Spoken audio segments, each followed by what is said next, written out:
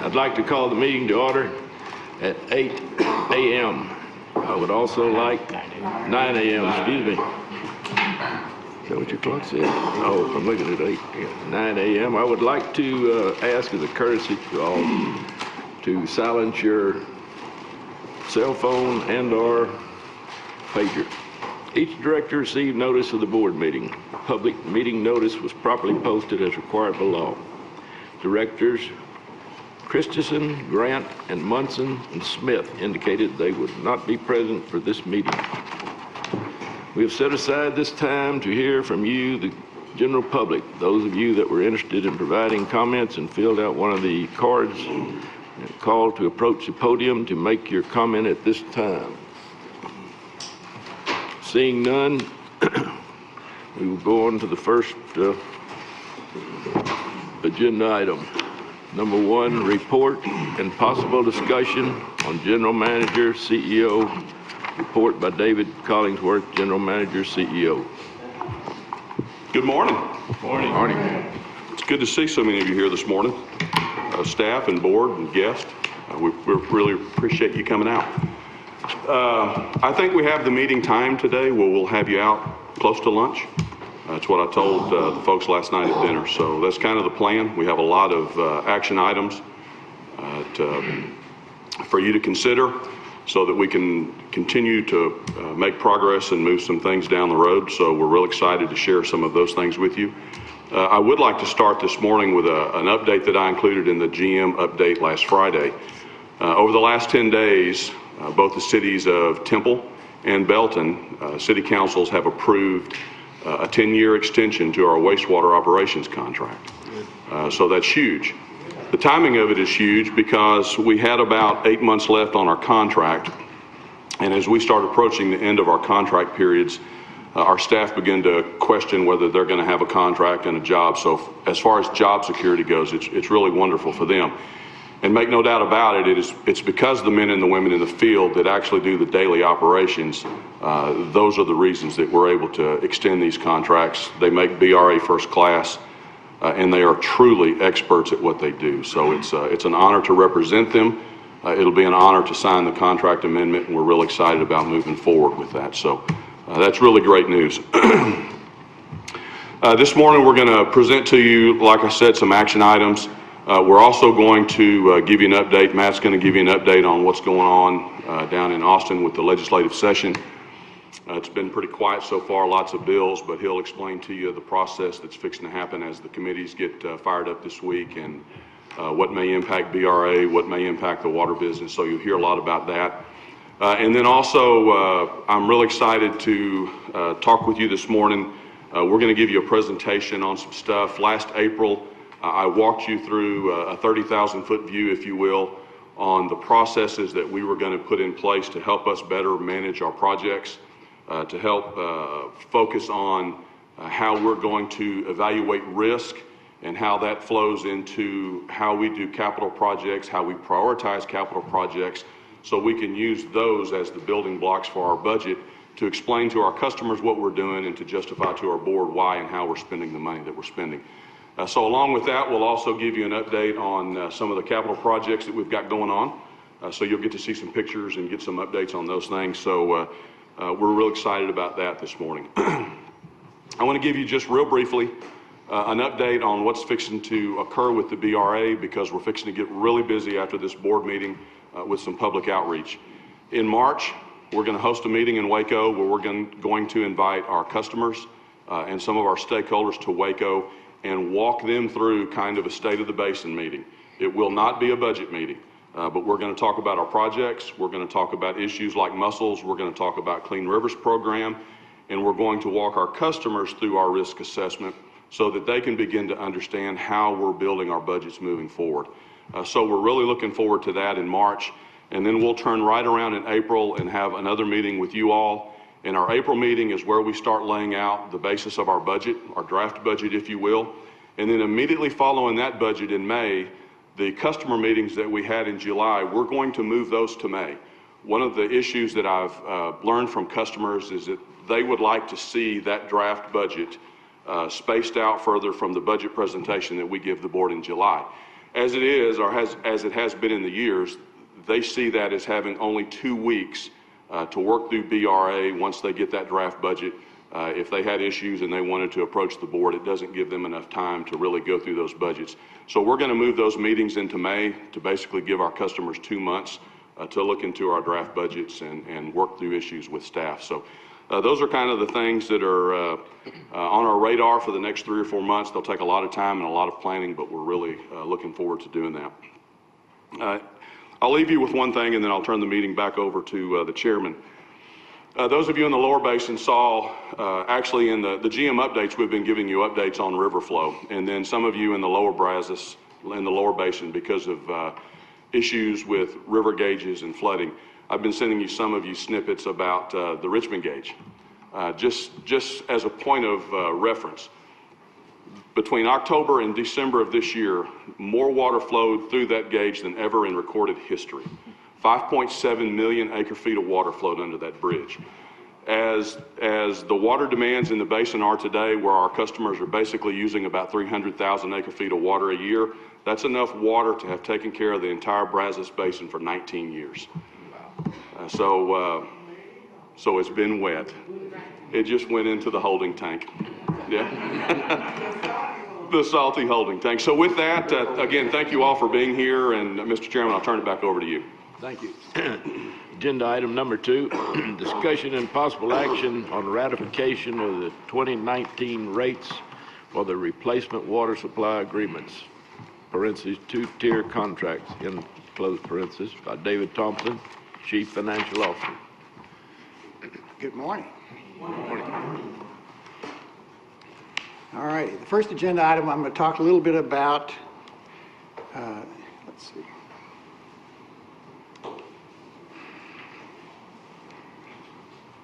Oh, there it goes. This is the replacement water supply agreement, the 2-tier contract. This was agreements that were created out of the 1991 rate case. There are 14 2-tier contracts, 99,000 acre-feet, and they're referred to as 2-tier because there are 2 rates. One rate for the water used, the election water, and one for not water used. Option, it's half the rate. Back in July, the board approved basically the FY 2019 system rate. But at that time, we only had estimates for the 2-tier rates. The reason being is we have to wait till November to get the CPI. That CPI index is then used in the calculation. It comes out in December. Now, back in December, when we calculated the rates, we did give our 14 2-tier customers what the proposed rates were. But we can't actually send any invoices or validate the rates until the board has approved the rates. So what we're talking about is the activated water or the used water is going up 28 cents, and the non-active or the option water is going up 14 cents. So once you approved it, we'll be able to bill the customers for the 2-tier rates. Any questions?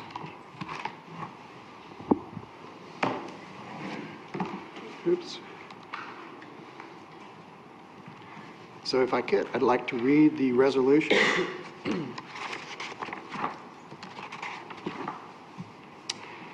The following resolution is presented for consideration to the Board of Directors of Brazos River Authority for the adoption at its January 28, 2019 meeting.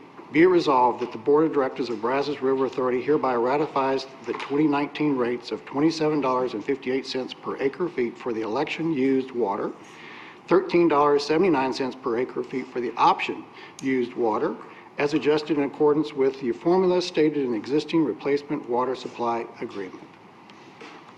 For the reading of the resolution, is there a motion to adopt? Rick, second by Cynthia. Please poll the board. Presiding Officer Scott, Yes. Director Bell, Yes. Director Zaccanino, Yes. Director Adams, Yes. Director Ball, Yes. Director Bennis, Yes. Director Christian, Yes. Director Flores, Yes. Director Huber?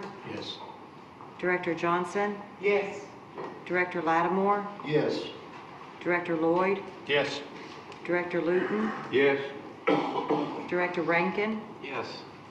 Director Tallis? Yes. Director Taylor? Yes. Agenda item number 3, discussion and possible action on annual review and adoption of the Brazos River Authority investment policy by David Thompson, Chief Financial Officer. Okay, per the Public Funds Investment Act, I'm required each year to bring to the board any, for ratification, any changes that we've made to our investment policy.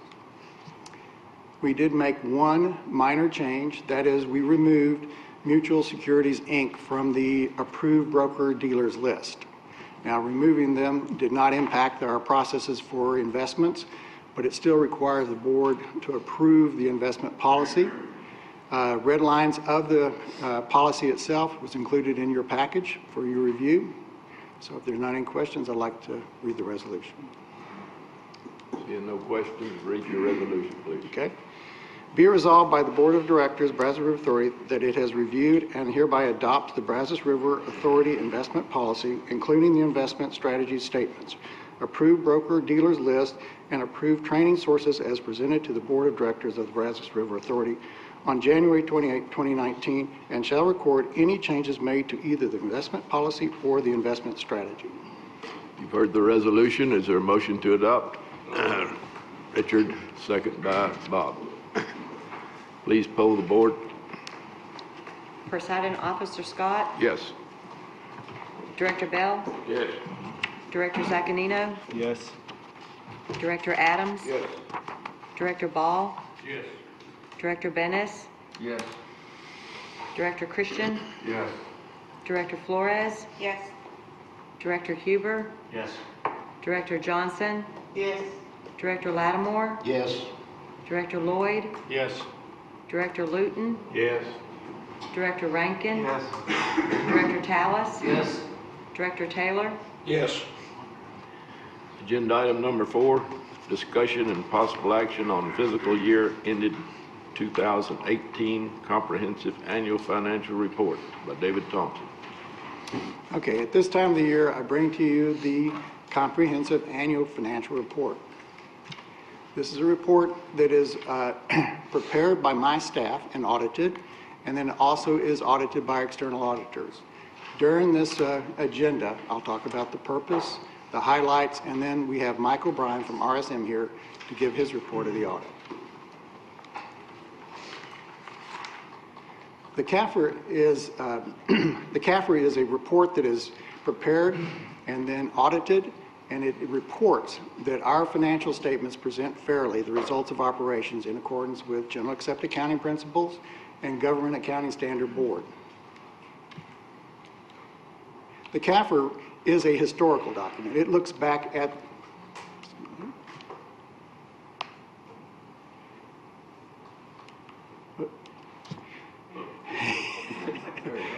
it's sensitive.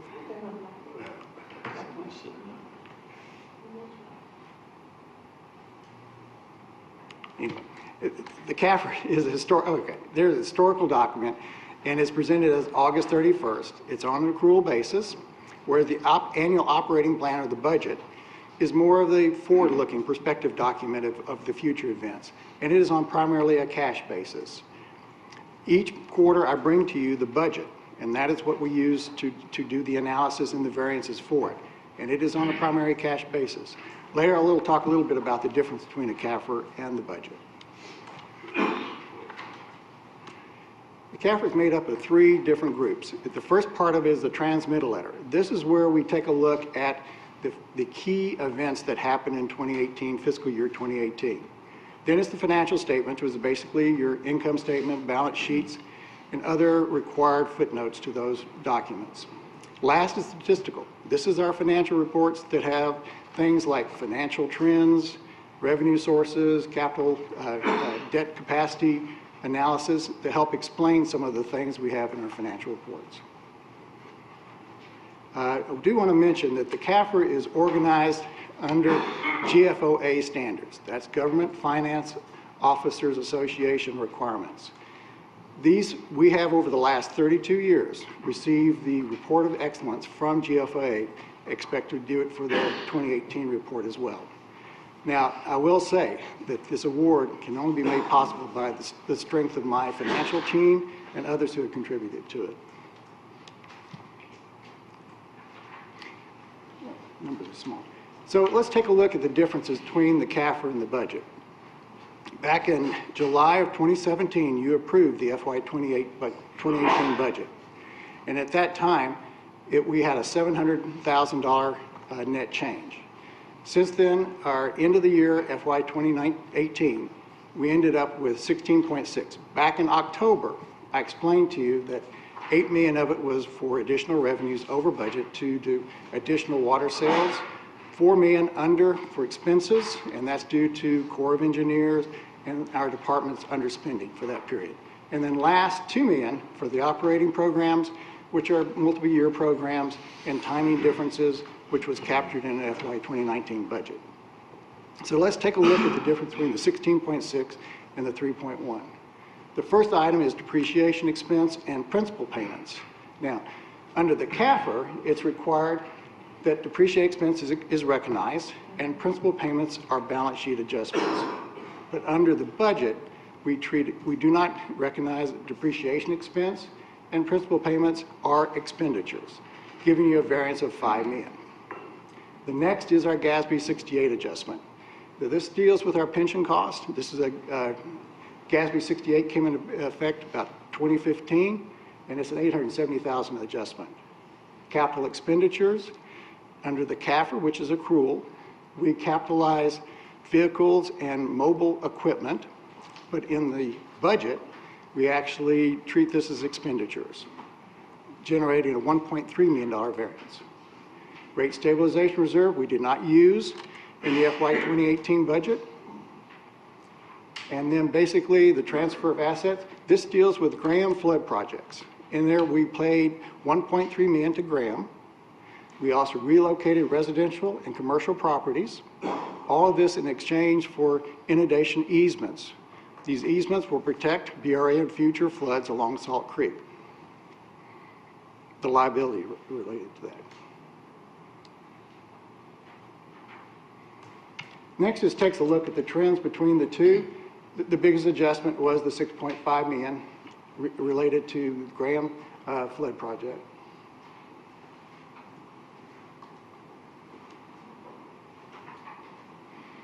Now at this time, I'd like to have Mike O'Brien come up, if you can, and give his report of the audit. And then after that, I'll read the resolution for adoption of it.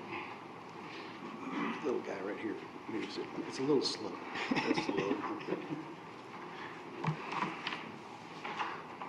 Good morning, Mike O'Brien with RSM. I'm going to give you some information about the 2018 financial audit. Let's see if I can, I don't know which way to point it, but here it goes. Oops.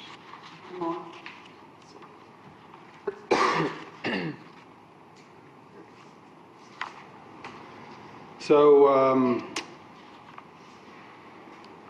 all right.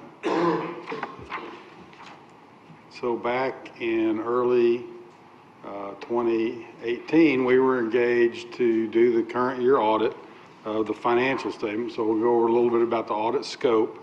For those of you that have heard my presentation before, it's pretty much the same. We're engaged by the board to conduct a financial statement audit, which means we're focusing on the financial statements, the disclosures, and the required accounting policies. When we do an audit, of course, we test on a test basis. Our job is to determine where the risk of material misstatement could be, apply audit tests so that we can issue an opinion at the end of the audit. During that course of an audit, we do review internal control structure to make sure there's good internal controls in place so that the financial statements can be prepared. We don't give an opinion on the financial statement, on the internal controls. We're giving an opinion on the financial statements.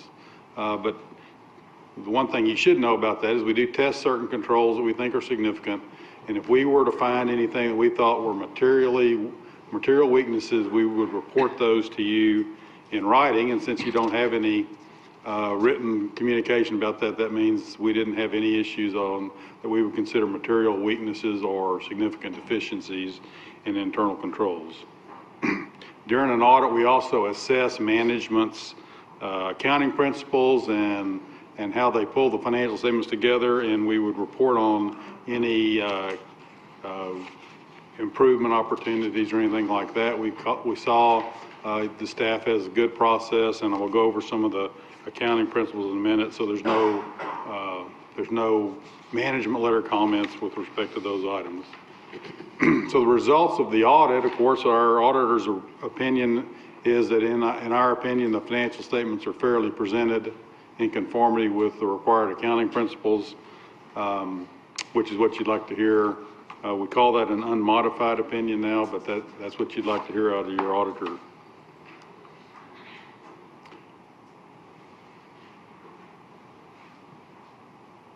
So there's another possible couple other scopes to the audit that we're engaged to do, which relate to federal and state awards. Both the federal government and the state government have rules for organizations that receive funding through them about compliance audits. This is not a financial statement audit. These would be compliance audits. Under both the federal rules and the state rules, your level of expenditures didn't meet the triggering threshold to have those audits. I think that's been the case for the last 4 or 5 years. So there weren't required audits in those areas this year.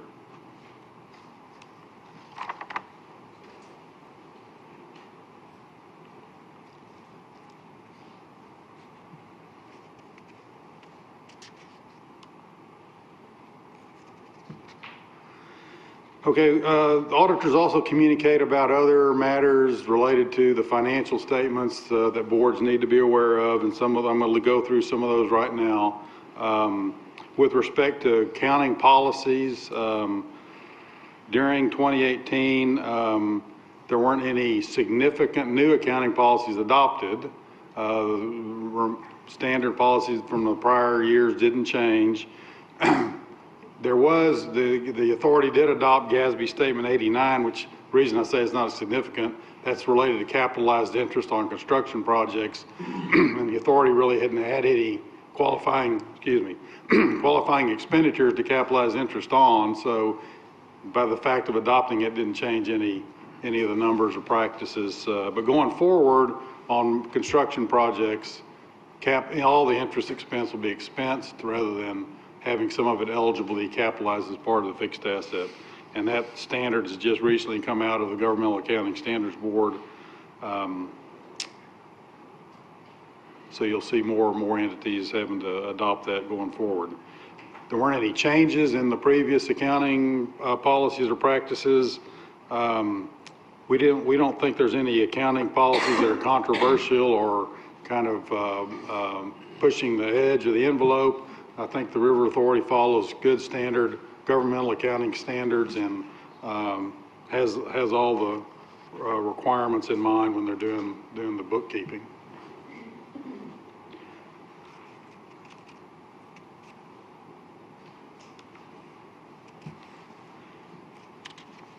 Okay, so one of the other items is accounting estimates and disclosures.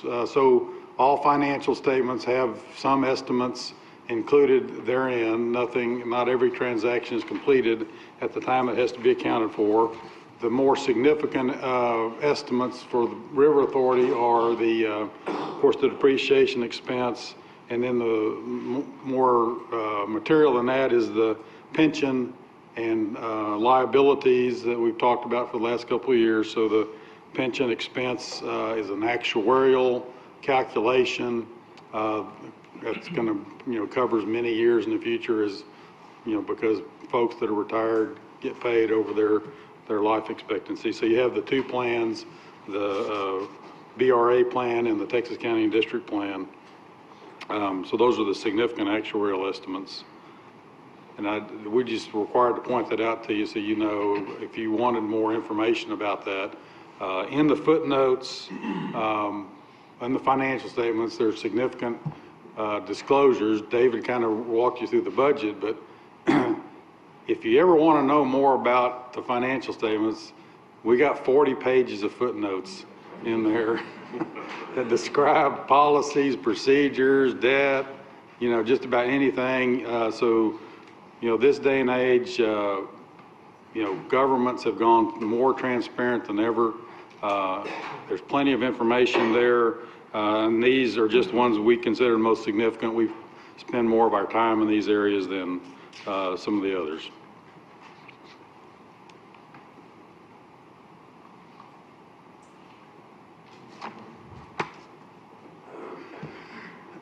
So during the course of the audit, as usual, we did receive full and complete cooperation from management and staff.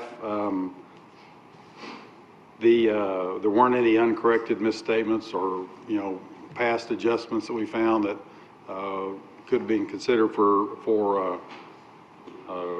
you know, entry into the financial statements. So there's not anything past, so you don't have to worry about next year there being some kind of a hiccup that we became aware of. No disagreements with management, no consultation with other accounting firms.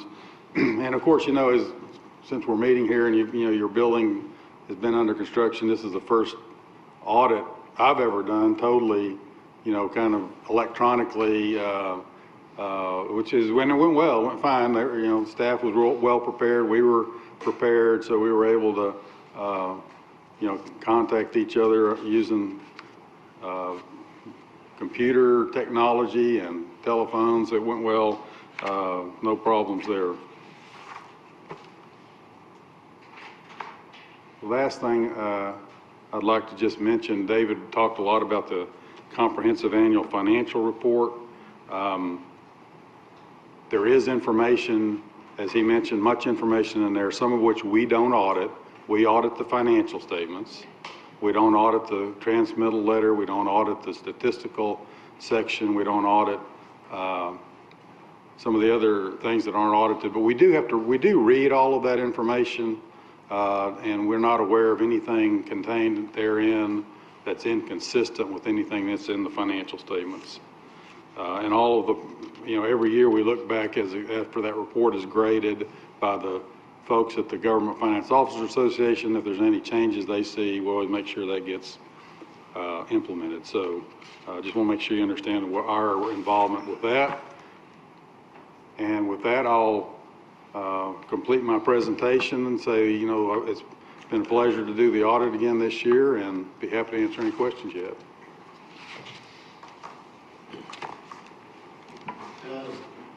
Just a quick question. As part of your audit, did you verify that the pension fund is properly funded and that there are no surprises for us coming up in the future on it? I mean, as we're looking at it presently. Well, the term properly funded is always one that can be, you know, discussed, I guess, but you know, there's the county and district retirement system in the BRA board approves actuarial estimates. The board approves the Brazos plan, the TCDRS approves TCDRS plan, and the actuaries have followed those standards. We have independent actuaries working for us that review those reports, and in both cases felt like they were following appropriate actuarial standards, which then yields, you know, estimates for how to fund and how much to fund. Of course, these estimates are going to play out over a long period of time. So, but it may be going on longer than what your question is. But I would also say the Actuarial Principles Board recently released new actuarial tables. So both plans are going to need to think about these new 2018 tables. I'm not an actuary, but I've talked to plenty of them, and my understanding is since people are living longer, the change from the 2014 tables to the 2018 tables are going to have, you know, kind of a significant impact, because people are living longer. Means you're going to pay benefits a little bit longer out in the future. So I would just in wrapping up to your question, I'd say be aware of those new tables and ask questions about how do we need to implement those in those. Well, let me just clarify the question. According to today's standards, in other words, the actuarial tables that we're seeing right now, you didn't see any discrepancies. We're doing what we need to do. Yes. Okay, that's good. Thank you. Go ahead. Mike, thank you for your service on this. Similar to Jim's question, isn't it true that we did make an adjustment for about $331,000 for the unfunded portion to our financial? I mean, isn't that something? Well, that's every year there's there is an entry for that. Right, but we did, let me recap it for the board. We did about $1,018,000, and we were short about $331,000. And based upon the actuarial and the financial actuarial result. Right, so there's different, let me just see if this is where you're headed. Certain things get funded over a certain period of time, and some things get amortized over a longer period of time, so you don't fund it right away. So every year that stuff, flows in and out. But conceptually, we don't want to increase our unfunded portion significantly. Yeah. Which we've made some adjustments to do that, and we do make contributions of real dollars to try to keep that from happening. In Note A, it covers it, and in Note B, it does as well. The question I had after making sure I understood that we did need to make an adjustment because it's typical every year we have a small difference. That this number is increasing. It is. The requirement to keep this pension fund funded. It's a hot topic, and I think we're committed to doing it so we don't have a significant unfunded liability. Even though we are in a position of having a portion, it's reasonable based upon the actuarial tables. The question I have is, are you seeing a lot of your actuaries now being, and here we go, audited or steps taken to have those actuarial reports being reviewed by some of your entities? Yes. And do you suggest that we consider doing that? Or do you see that as an audit on top of two more audits is a lot of paperwork? In my opinion, yes to both questions. And the thing about it is this is a huge estimate to begin with. But the sooner you pay in, a lot of folks feel like the sooner I pay money in the plan, it can be earning, higher rates of return to offset the future liability. So there's always a trade-off. But, you do find different actuaries have different viewpoints. Some are more aggressive, some are less. Some actually understand the rules more than others. And with the new tables coming into play, it's a good time just to think about that. The clients I deal with, like the city of Austin, they apply every 5 year. I'll do an actuarial audit. Each 5 years? Yeah. Okay, thank you. Yes, sir. David may want to comment on this, either one of you. When we did away with our internal audit department, it seemed like that triggered some additional internal control auditing that we had to do, but I can't remember exactly how all that went. Could you comment on that? So the state of Texas has a regulation through, what is it now, the TNRCC, or what do they call them? TCQ. Been around too long, I guess. So if a river authority doesn't have a dedicated internal audit function, then every 5 years you have to do some management audit, basically, which the river authority did. But I would just tell you, a management audit is different than, every year having internal auditors do internal audits, but it fulfills the requirements. Every 5 years. Every 5 years. Okay. If I could, just to comment on his question and thing, If you're in the private sector and you do this, the biggest factor in the pension plan is the present value of future liabilities. And you calculate it at, I think it's the BAA corporate rate or something like that. Anyway, it's a much, much lower rate than what's used by governmental entities. To that extent, governmental entities are already, all of them, understating their liabilities fairly significantly. Now, in our case, we'll cover it at some point. The question with this, as with all of our expenditures, is do the current rate holders pay for it, or do future rate holders pay for it because we didn't adequately fund it when we should have?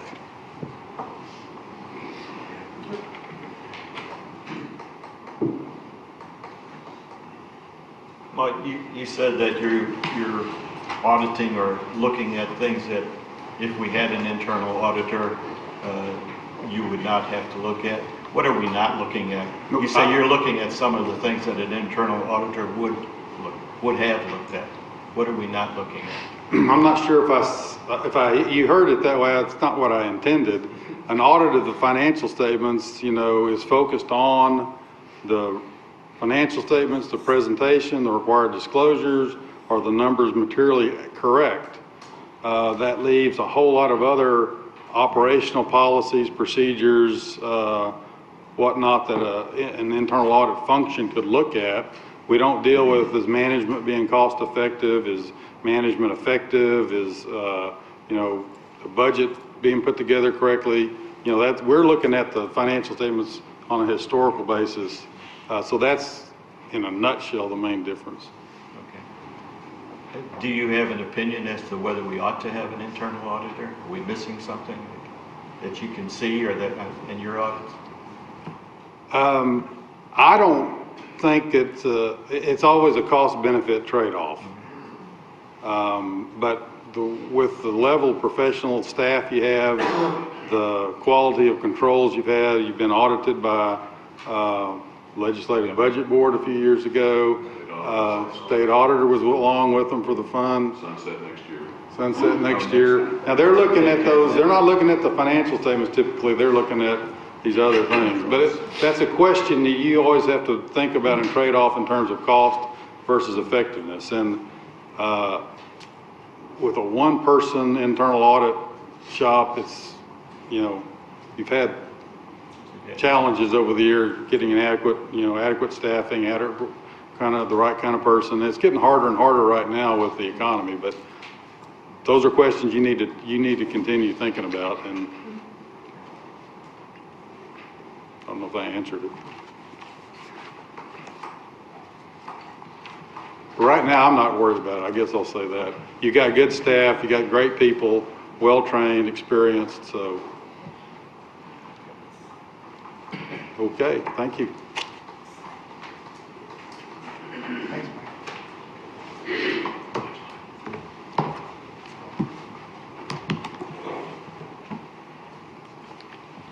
Okay, now then I have a resolution to read.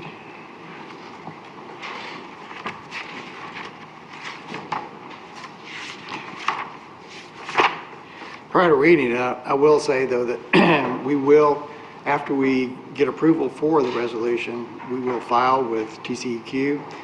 We do also file with the State Auditor's Office, Texas Water Development Board. We send our CAFRs to the rate bonding agencies and underwriters and other folks that have requested our CAFR. So with that, I will read the resolution for approval. Be it resolved that the Board of Directors hereby accept Brazos River Authority's comprehensive annual financial report for fiscal year ended 2018 and proves its filing with Texas Commission on Environmental Quality, and be it further resolved that the Chief Financial Officer is hereby designated to file the report and the annual filing of the affidavit with the Executive Director of the Texas Commission on Environmental Quality. Heard the resolution, motion to adopt. Tallis, second by Ford. Please poll the board. Presiding Officer Scott, Yes. Director Bell, Yes. Director Zaccanino, Yes. Director Adams, Yes. Director Ball, Yes. Director Bennis, Yes. Director Christian, Yes. Director Flores, Yes. Director Huber, Yes. Director Johnson, Yes. Director Lattimore, Yes. Director Lloyd, Yes. Director Luton, Yes. Director Rankin, Yes.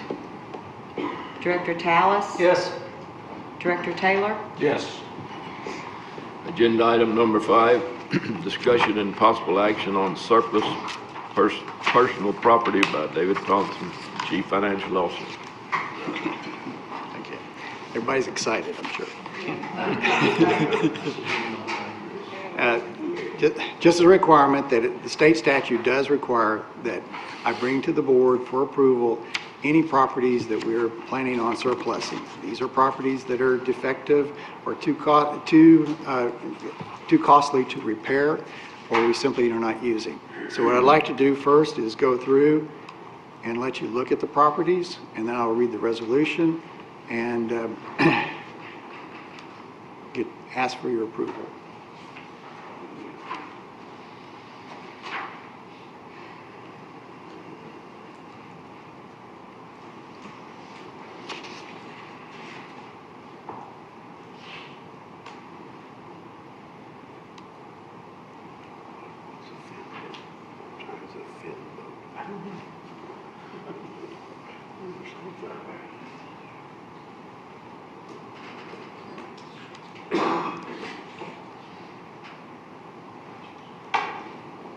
I'm assuming we're frozen? It's not moving. There it goes. There we go.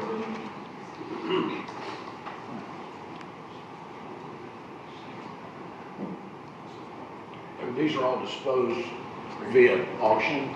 Yes, I will be placing these on a well-advertised auction to sell.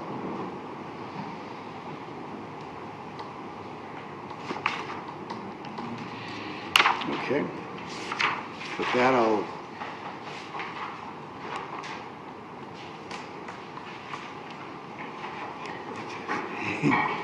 slow here. Nancy, ask them if there's something we're supposed to point at, please. It doesn't like surplus either. There it goes. Let's do those. There we go. There we go. All right. If I can, I'll read the resolution and the properties. Be resolved that the Board of Directors, Brazos River Authority, hereby authorize the General Manager/CEO to dispose of the following surplus personal properties under the terms and conditions that are in the best interest of Brazos River Authority. Be it further resolved that the Board of Directors authorizes the General Manager/CEO in certain instances to continue to use and/or maintain previously authorized surplus property in a manner that is best interest of Brazos River Authority until the appropriate replacement property is received and placed into service.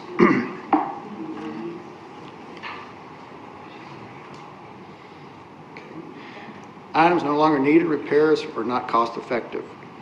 Environmental services. One, we have a 1998 Redfin boat, serial number R162208898, Mastercraft, trailer serial number 91030301, an Evermood saltwater series, motor serial number 050728881. A Lorraine depth finder, serial number 121-25356, hatch turbometer, serial number 306000838, 3 metal shelves, 1 Barnstead Imperial incubator, serial number 07020312. In the central office, we have 1 digital check scanner, model number TS240.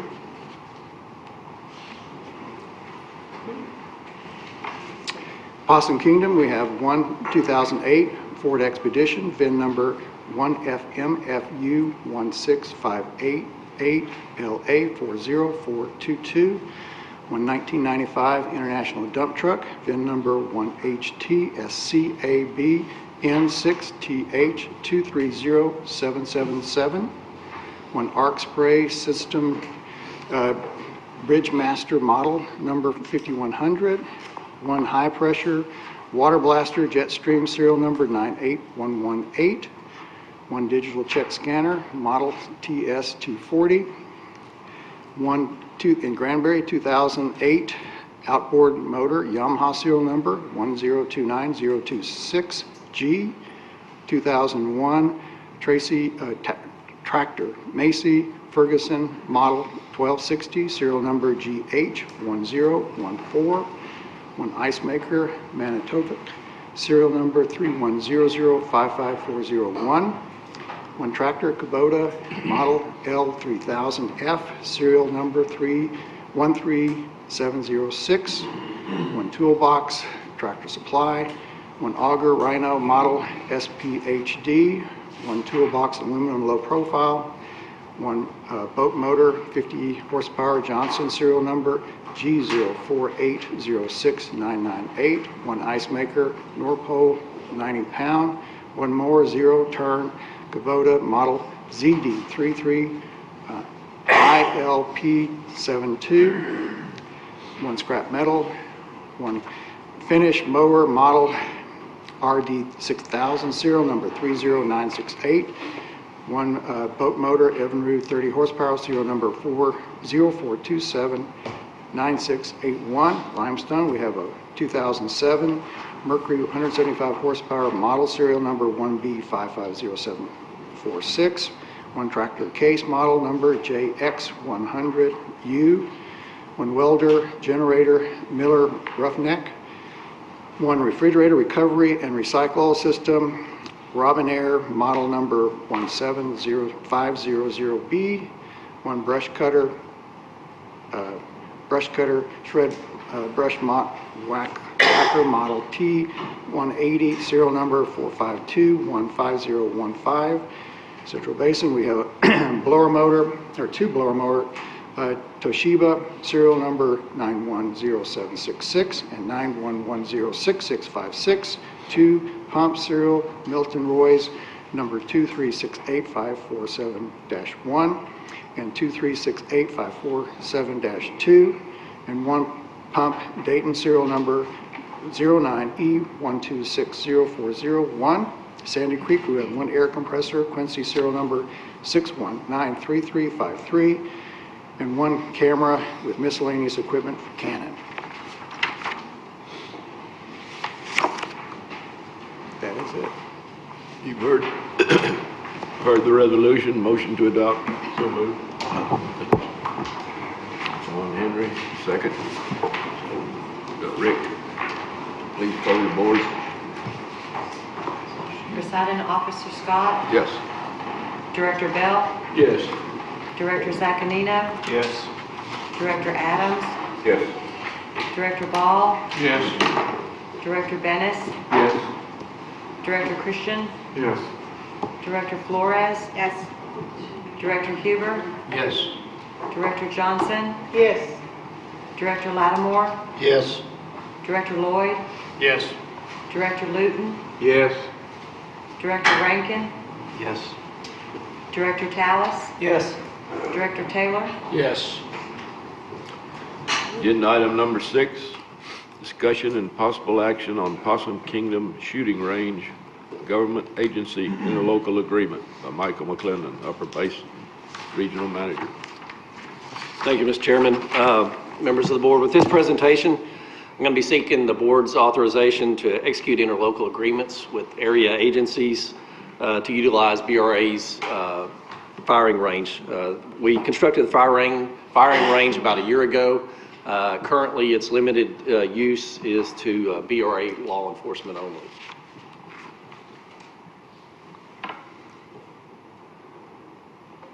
The aerial image you see on the left is the location of where the firing range was constructed. The middle image, I don't know if there's a pointer on this, but the middle image is the actual firing range, and you can see the berms. And then the photographs on the right show the measures that we employed to restrict access. This is in our restricted access area, so there's a fence contained around the area. Then we have signage, we have gates. And then when you get closer to the actual firing range on the range road going up there, if somebody's down in the firing range, there's a red flag flying, and then there's also a chain across that road. So it's highly restricted when being able to access the area. We did construct this range about a year ago, and primarily the reason why it was to address range safety and then also travel time to an obsolescent range that we were utilizing about 45 minutes away. Prior to construction, we did consult with numerous agencies. They gave us ideas and recommendations on design and then also on the operational safety of the facility. Many of the area agencies are going to continue to use that older facility that I mentioned. Some do have plans to construct their own firing ranges, but recently we've also had inquiries and expressed interest about utilizing BRA's firing range. We do believe internally that having the ability to coordinate with those local agencies provides a benefit. It enhances relationship. So if we can train and conduct exercises together, it's a benefit for the area in total. So to accomplish that objective of a cooperative approach, we also believe that it's prudent and important to execute an interlocal agreement with those agencies that utilize the facility. That way, everything is stipulated up front with regard to liability, safety, the rules and regulations. Everybody knows up front going in what's expected. I do have a resolution here for the board's consideration. The resolution authorizes the general manager to execute agreements with those various agencies as he deems appropriate or as deemed appropriate. And I can take any questions. Yes, sir. It may not be a fair question, but can you tell us what other agencies have expressed an interest in these agreements? Department of Public Safety, they're up there. Parks and Wildlife, I believe, and David, you can help me. And then Palo Pinto County, I think, is that the range that we utilize currently? Is it Palo Pinto? We use Young County's range. Okay. But it's county and then some of the state agencies. Yes, sir. Yes, sir. Do we have any policy parameters for noise level? Noise level, that was something we looked at, and it's down in a valley, and it's hard to actually hear. You might think it would echo and stuff, but it's really confined. Some of those photographs. You think it goes downriver instead of back up on top? Right. Okay. I'm sorry. But the answer is no. Yeah, I don't think noise is We don't an have issue. policies. And then my next question is, this looks like quite a range. I mean, it looks like it's very well done, professional and all. Right. So if they do what I've seen them do, like shoot tannerite and so forth, Oh, yeah. are we going to allow that? I mean, No. there's a point where it's pretty close to our dam. Yeah. No, Do we have a policy about what type of explosives they can actually do there? Yeah, well, we limit also the size of the bullet that's fired and the distance and stuff too. So yeah, we wouldn't do anything like that. That next to your house? Is this be an income source to the BRA from the other agencies? No, we're looking at more as quality of training. Yes, sir. Camaraderie. Right, and it's limited to law enforcement personnel only. But you don't envision using like the 4-H shooting club, that sort of thing? You No, envision, sir. Professional agencies? No, we had an internal discussion, but I don't think that's prudent to go down that path. Law enforcement only. Is this pistols, rifles, or both? Pistols and rifles, but there's a limit on the caliber. I don't think any 50 cal can be fired, so it's pretty much topped out of that 223 or right. So primarily what you're going to see is the ARs, the 223s, those type of. So we would prohibit tannerite and any type of explosive? Oh, yes, sir. Good. Yeah. It's a lot of fun, though. It is fun. Yes, Is sir. there a plan for long range for like lead contamination? Right. We did calculations. One of the agencies that we consulted with was the EPA. Our insurance carrier came out and actually visited the site as well.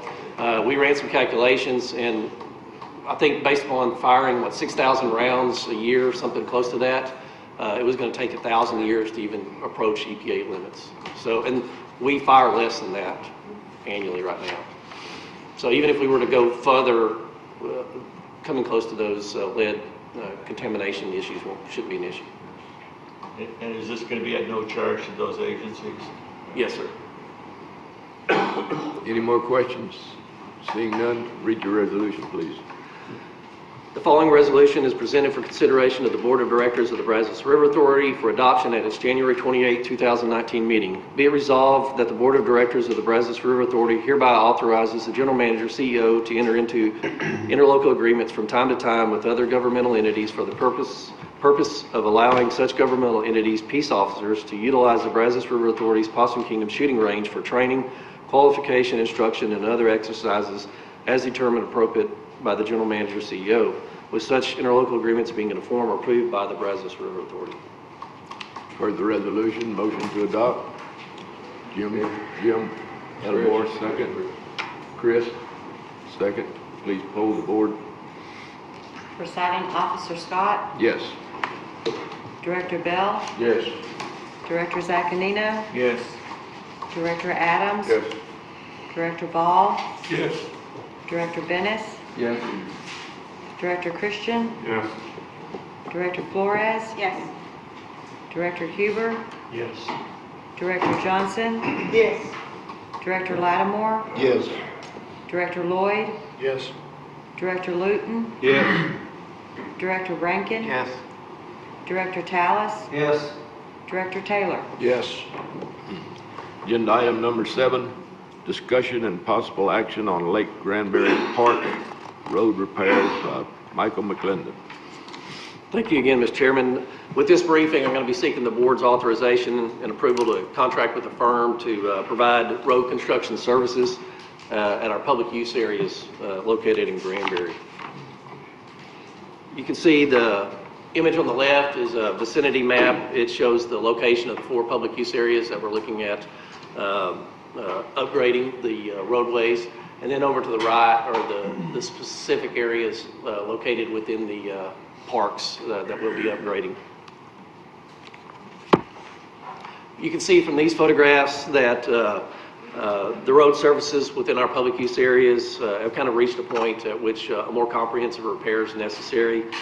Most of these roads were constructed about 20 or 30 years ago, so it's time that we move forward and upgrade these facilities. We do spend about $10,000 to $20,000 annually on maintenance of these roads. So to address that issue, we went out, we hired a geotechnical firm. They went out, they assessed the conditions on site. They reviewed our in-house engineering design of the roadways. And then they also went out and conducted testing of the subgrade and then the base material to make sure we're using the right, moving forward in the right direction. Once that was complete, we did go out for an RFB in November.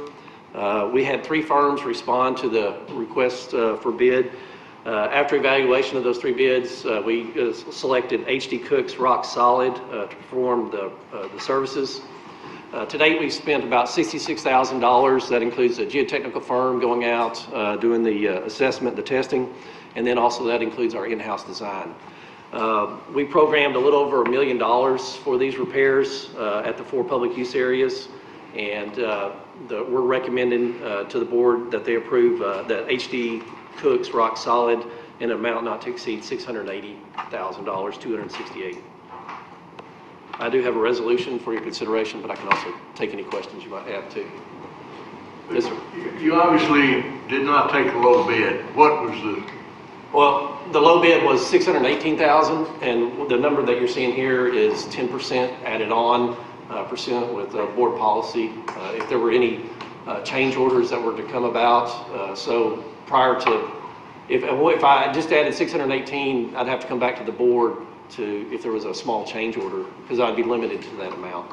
So what we've done is started adding that 10% in, just in case. I don't anticipate needing that at all, but it's just trying to be consistent with policy and a timing issue as well. What is the basic scope of work? It's to repair, replace the road surfaces. So they'll go in and I think pulverize that material. And I don't know if our engineers are here. You want to? They'll go ahead and remove the existing material, and they'll either dispose of it or reconstitute it, and then they'll do a subgrade prep, and then they'll put down a new asphalt surface. I got a question, Mike. Yes, sir. Did we compare the difference between asphalt and concrete? I know it'd be a lot more expensive, but with all the moisture, these asphalt roads just don't do that well? Right. Our existing roads lasted about 20 to 30 years, and just, as you said. Arguably not really 20 to 30. Well, yeah, I agree with you there. Look at the pictures. Right. But, yeah, it's extremely expensive to move forward with the concrete. We might consider that, but it was really cost prohibitive. Mike? Yes, sir. I noticed you were talking about the 4 parks at Lake Granbury. Yes, sir. And then the We call that road. resolution says Lake Cordova and Dam. Is that just a general Yes, name for all the parks there? yeah, I was just Okay. using it, yes, sir. Because they all need it there for sure. Right. Mike, do we have any work history with HD? Do we know anything about them? Are they, We what's did. their reputation, et cetera? Yeah, their reputation, we did review, and we, like every project, we vet, and we've become more comprehensive in doing that too as we move forward, but I don't, have we worked with HD Rock Solid, Connie? No, they did have glowing references, however, according to David Jones, including repeat customers. Right, our engineering staff called that facility, and then they called their references, and as Connie said, they were well received. So they provide payment performance bonds? Yes, sir. Absolutely. Performance bond? Is there a specific time period for them to perform this work? Right, it's going to be done starting just prior to the summer. It needs to be done during the warmer periods for the asphalt.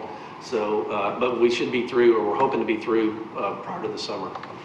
And some of the parks may be open or closed during the summer, depending upon rainfall and weather. But our goal is to get it done before this fiscal year. How many miles are involved? I'm sorry? How many miles are involved? Miles? I don't have miles as square yards for sure. It's a total of 23,000 square yards for the roads and 14,000 for the parking areas. Yes, ma'am. So, David, you were talking earlier about your risk assessment and your team. And so have y'all vetted this? Have you gone through the process? And then, if not, why? And if so, have all these questions been vetted through the process? We have vetted this through that process, and then in the future, these roads will be part of that capital risk assessment so that we can see these repairs coming further in the future. So you did, or you did go? No, we did. Yes, ma'am, we did. Okay. Absolutely. Any additional questions? Read the resolution, please. The following resolution is presented for consideration of the Board of Directors of the Brazos River Authority for adoption at its January 28, 2019 meeting.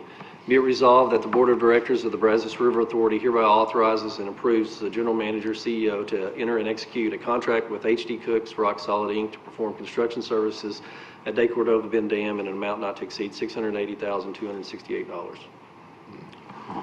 Motion to adopt, Richard, second by John Henry. Please poll the board. Presiding Officer Scott, Yes. Director Bell, Yes. Director Zaccanino, Yes. Director Adams, Yes. Director Ball, Yes. Director Venice, Yes. Director Christian, Yes. Director Flores, Yes. Director Huber, Yes. Director Johnson, Yes. Director Lattimore, Yes. Director Lloyd, Yes. Director Luton, Yes. Director Rankin, Yes. Director Tallis, Yes. Director Taylor, Yes. Agenda item number 8, discussion and possible action on Texas Imagery Service by Courtney Dobaga. Good morning. This item is in regard to digital imagery that we've used as a member of a pilot program offered by the state of Texas membership with Google from 2015 through 2017. The purpose of the pilot program was to assess the demand for the participation from state agencies and organizations. Moving forward, our continued use of the imagery service requires an annual fee of $15,000 to be paid to the Texas Department of Information Resources via an interlocal contract agreement. Currently, we're paying North Texas Council of Governments $40,000 every 4 years to obtain a portion of the north area of the basin imagery. And that will be replaced with the Google imagery. The Texas Imagery Service we're seeking will provide high-quality imagery for the entire Brazos River Basin.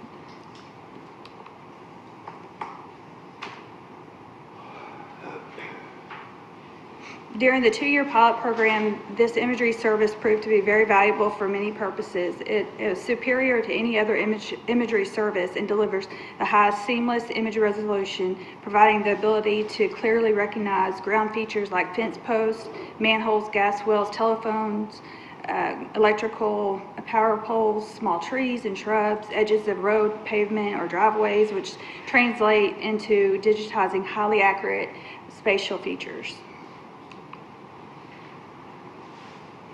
This is an example, just to give you a visual comparison. The top left quadrant is the Google imagery that we'll be obtaining, and then the other 3 are comparable sources of imagery that are available, so you can kind of see.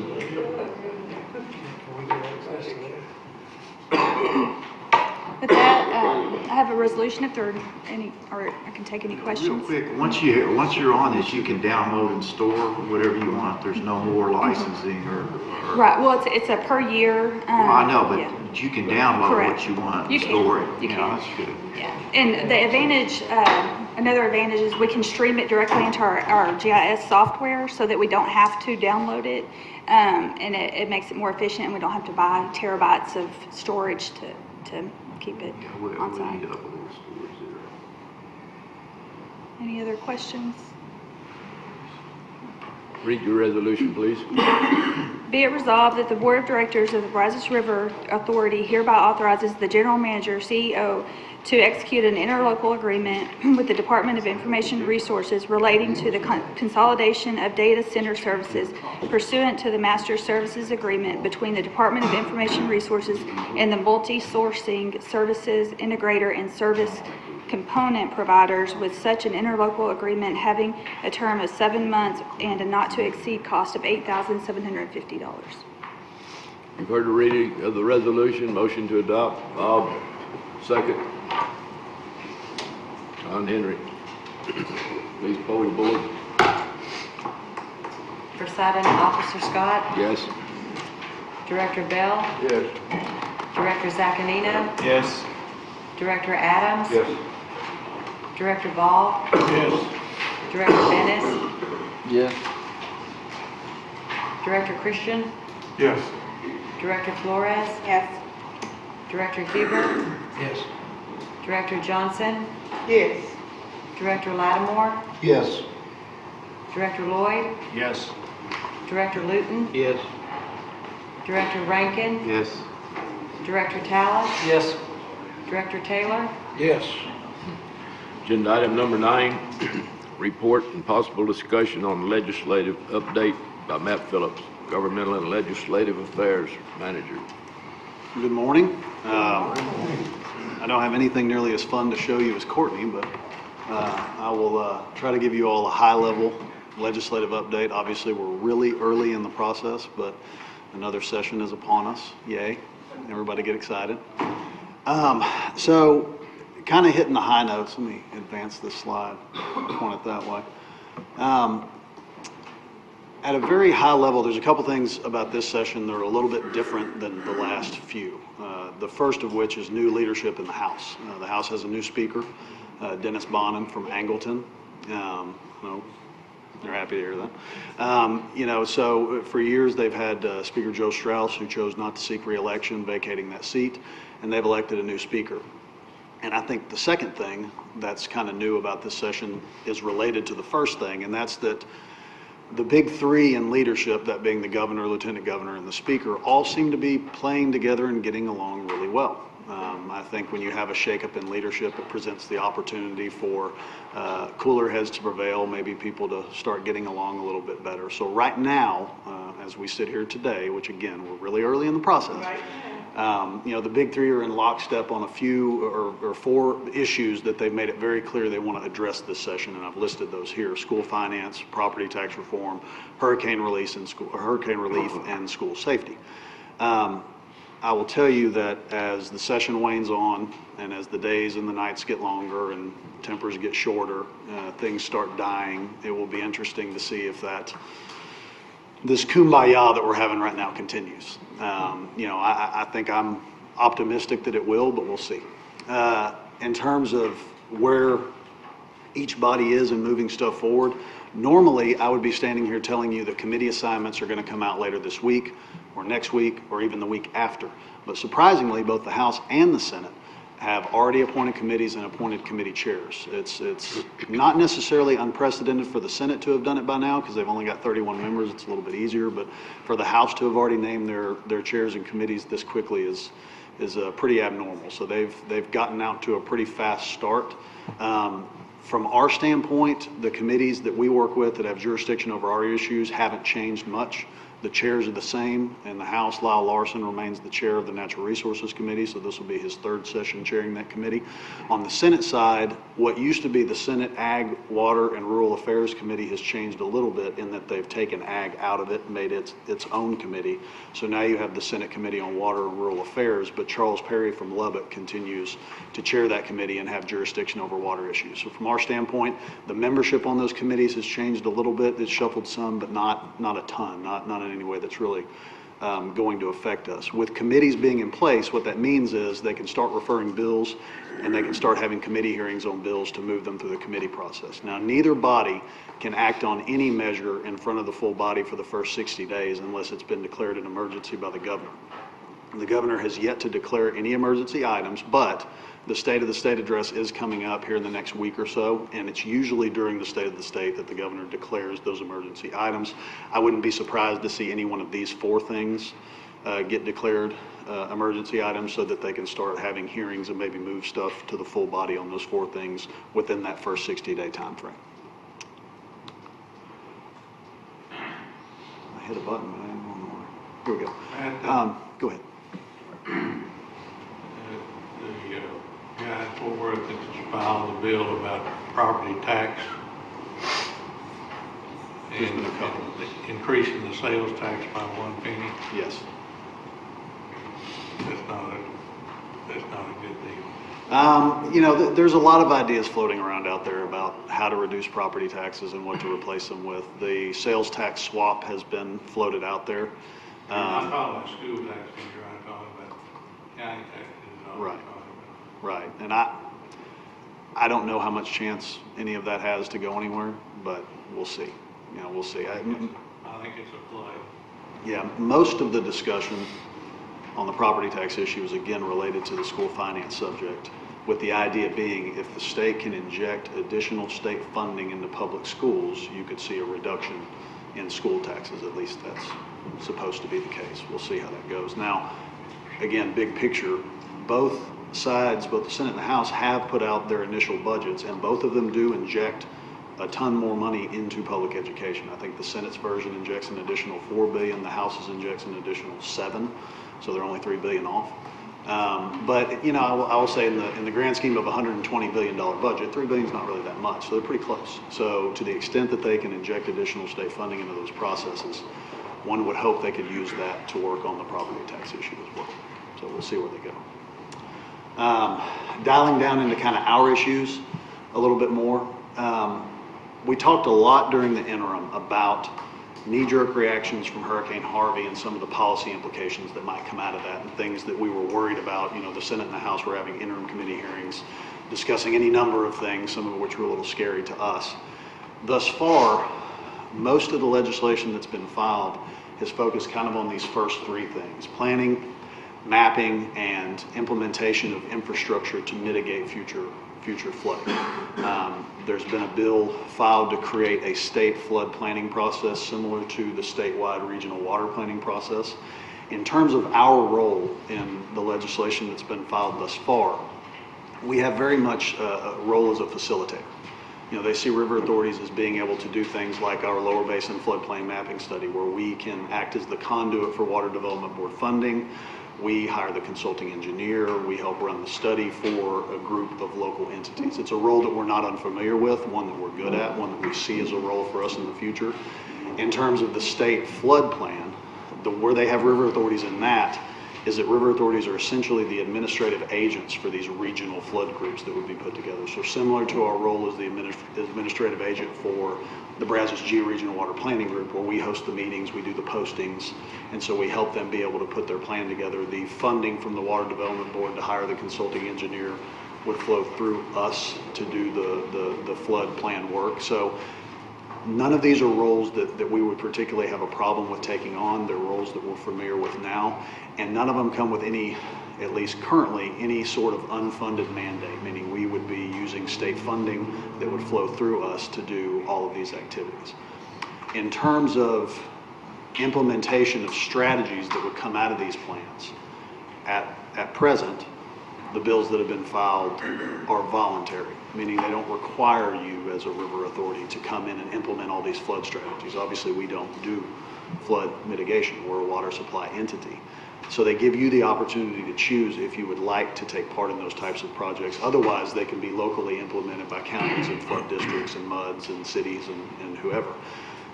They do open the door for the possibility of, if we wanted to, if there were a project in the future that some of this planning kind of brought to the forefront that had both a flood mitigation benefit but also a water supply benefit, similar to the Corps of Engineer reservoirs that we have in our basin where they serve a dual purpose, both flood control and water supply, we might be interested in those. And so at present, they give us the opportunity to choose to involve ourselves in those projects if we want to. So we'll see where those end up as they move through the process. What hasn't been filed, and we were all very concerned about this during the interim, is bills related to the changing of reservoir operations. So that being requiring pre-release from reservoirs, seasonal lowering of reservoirs.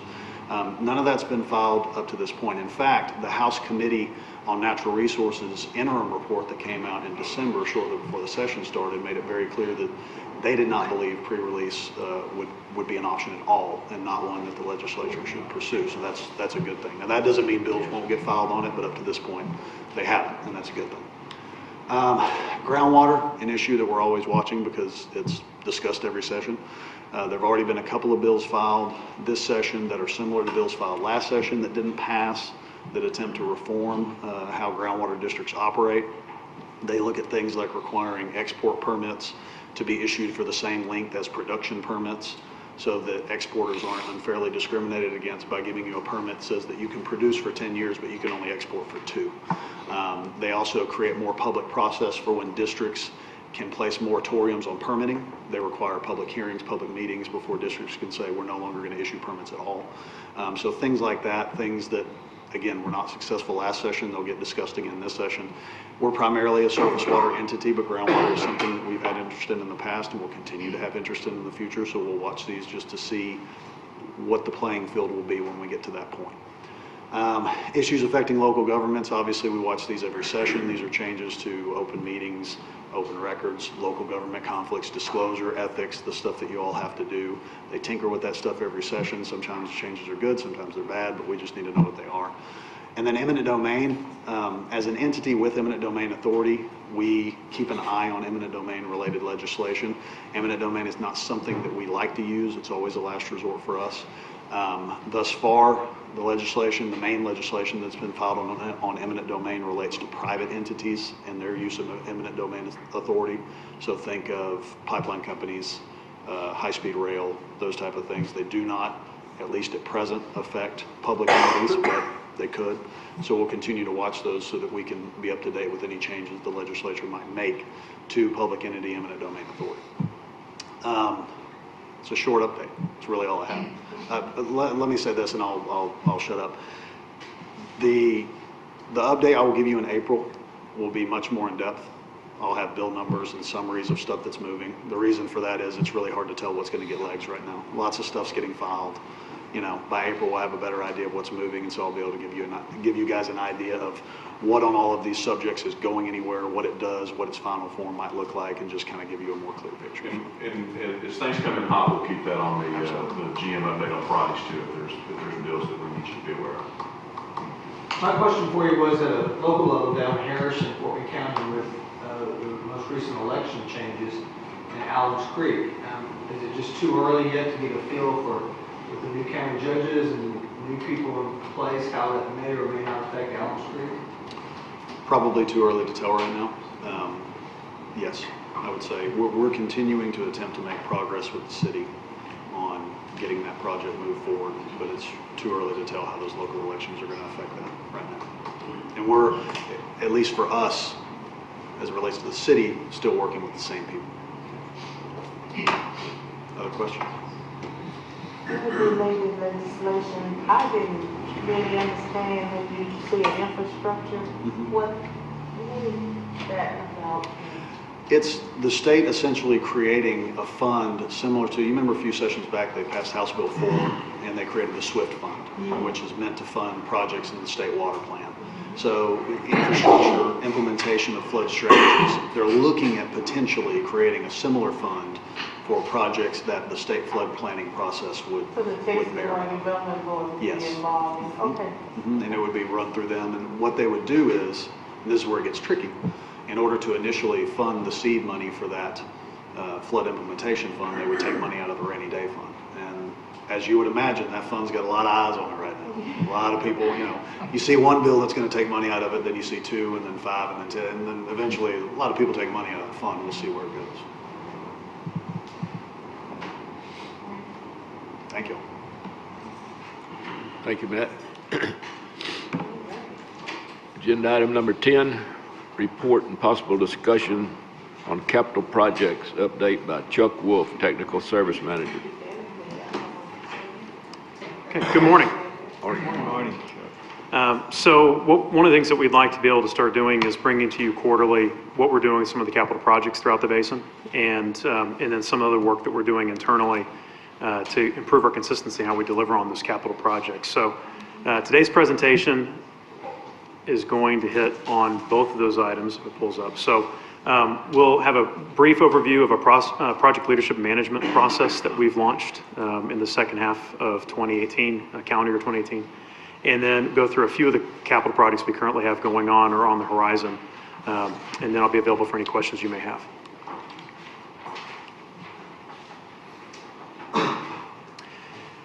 So in September, we started a process within the BRA to look at how we deliver projects and try to develop a better level of consistency in the way that we approach project management, project leadership. We have great project managers, we have great project leaders throughout the organization, but we hadn't done anything to sort of pull together the best practices from those individuals and then deploy that on a consistent basis across BRA and how we deliver our projects. So the approach for this was we wanted to review and develop some standard practices that are specific to the authority. We are patterning these off the Project Management Institute recommendations, which is a set of best practices that are in the industry for project management, project oversight. They also extend beyond just capital projects. They cover IT projects, operational projects, anything that you would manage with an individual. Then once those items are adopted, and I'll talk a little bit about the process in a second, we have monthly training that we launched. We had a kickoff meeting in October, and we're going through a training session where anybody who is currently a project manager or would like to develop as part of their career path into being a project manager is welcome to participate in those training sessions. And then we also record them so that they're available for future use as well. And then we have a process that we're starting this calendar year that will be to build standard tools for project managers and project teams that they can use. So we'll talk a little bit what each of these are. Try one more time. There we go. With an effort this significant, we brought together a lot of good minds. I'll go back to the good minds in a second. So we have a steering team that this slide doesn't want to come up. And I don't want to have to do it from memory because I'll lose somebody out. So we have a steering team of our management team members, including Aaron Abel, Brad Burnett, Courtney Dobagai, Jim Forte, Mike McClendon, Tiffany Morgan, Matt Phillips, David Thompson, Laura Lee Vallon, and Monica Wheelis to sort of capture a broad brush of the organizational leadership and different departments that are impacted by this. We also assigned 4 pilot projects. So what we didn't want to do is have the process roll out and not have any testing for what processes we were putting in place. So Trey Busby, Steve Hamlin, Kim Mayo, and Jenna Olson offered to be the guinea pigs for the processes we're putting them out and to provide us honest feedback on what worked and what didn't work. With this, we've got 2 projects that are in design, a project that's in construction, and then a purely operational planning project with the Zebra Mussels pre-listing permit. So we're able to look at how these work across a diversity of projects.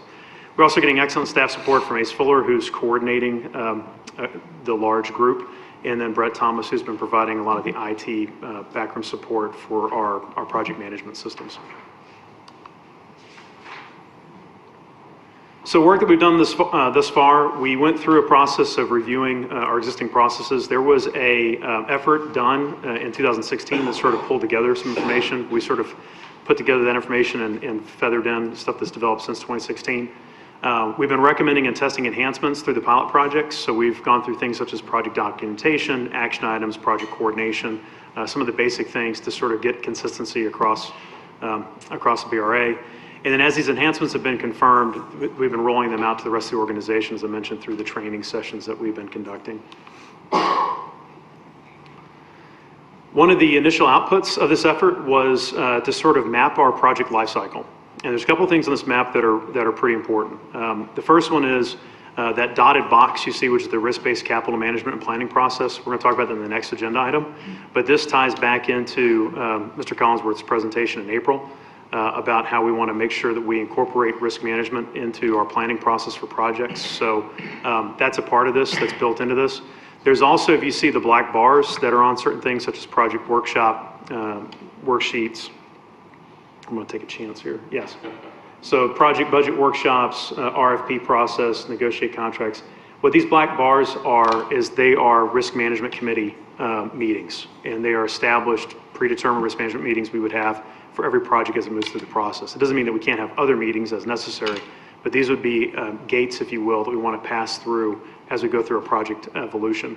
And then the stars are things that were identified early on as things that we needed to train on. So stars and corners of boxes indicate sort of the training curriculum for the project managers as we go through this.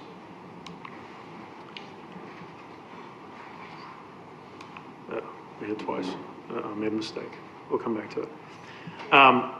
Another thing that we were able to do is we were able to define some standard team roles and terms and put responsibilities around these roles. So project manager, in particular project engineer, was a title that was sort of held differently throughout the organization. Some projects it meant one thing, for other projects it meant something else. So what we've been able to do is we have other roles, but the ones you're going to hear in these project updates fall into these categories. So project sponsor is a project management team member. The critical responsibility for someone on a management team that's sponsoring a project is to make sure the project team gets everything they need. So the project manager has the support that they need, the project team has the resources that they need. Project managers are internal owner of a project. It doesn't mean that they have to be technically strong in what we're overseeing. They just have to be the owner of the project, make sure they leverage the resources that are given to them. Project engineer, for projects that require a project engineer, would be the technical lead on the project. These are typically projects we're working with consultants. A person would help lead that interface, make sure that we're technically checking the box we need to check. And then we also have a spot for project advisors, which is specialized support and experience we take from different departments within the BRA where they're needed. So for some of our larger projects, they'll have environmental issues, for example, we want to coordinate with, make sure we have project advisors out of Tiffany Morgan's group for that. We did start the training, as I mentioned, in October. We've had 4 sessions now. The first one was a kickoff session. The second session was in November, was really focusing on project management fundamentals, everything from how to build a strong project team to what the expectations of these different roles are. In December, we did a full launch of the risk management committee process. This pulls back around the presentation made to you in April about how we use risk and manage risk within our projects. Including guidance on how the risk management committee should be set, who would be the attendants, when those meetings should be held, what to expect from the meetings, as well as some general training on what is risk and how should you manage risk in projects and project deliveries. Some of the upcoming work that we have on this process, so we're going to continue training through 2019 at least. We'll probably continue it well into 2020. You can't cover a lot of ground once a month, but since we're doing this primarily with internal staff, there's only so much time that we can divert away to develop training. So we have a financial management 101 coming up in February, and then Laura Lee's legal team is going to take the team through best practices on legal and contract coordination in March. Along the way, we're going to do an update on Microsoft Project. For those of you that are maybe not familiar with it, it's part of the Office suite, but it's made for management of projects and scheduling of projects. We do use it. We also are going to do purchasing and procurement. A lot more discussion on risk. If you saw on that slide, it was risk management part 1. So we'll do parts 2 and 3 this year as well. We're going to go ahead and continue documentation on risk committee process and standardize those approaches as the risk management committee is moving forward. It's a new process. We want to make sure we capture best practices for it as well. And then provide support to the project managers, which is what this entire process is built around, and then review improvements with projects that are currently underway. So with that, I'll take you through a few of the projects that are currently underway or on the horizon. So we sort of have this part of the presentation broken down to projects that are on the horizon, projects that are underway, and then ones that are either complete or nearly complete. So one of the ones that's on the horizon that is a relatively small engineering contract, but 3 items at Possum Kingdom that we want to get addressed. One is to get a new boathouse constructed towards the lower end of the lake so that we can be more responsive to issues that are on the lake. We also have a weir box that measures flow that comes through the dam itself under Bay 9. Those of you that are probably familiar, there's a lot of hydrogen sulfide in that area, so it's been pretty aggressive to the weir box. So we need to get that replaced and modified so we can get better measurement of that flow.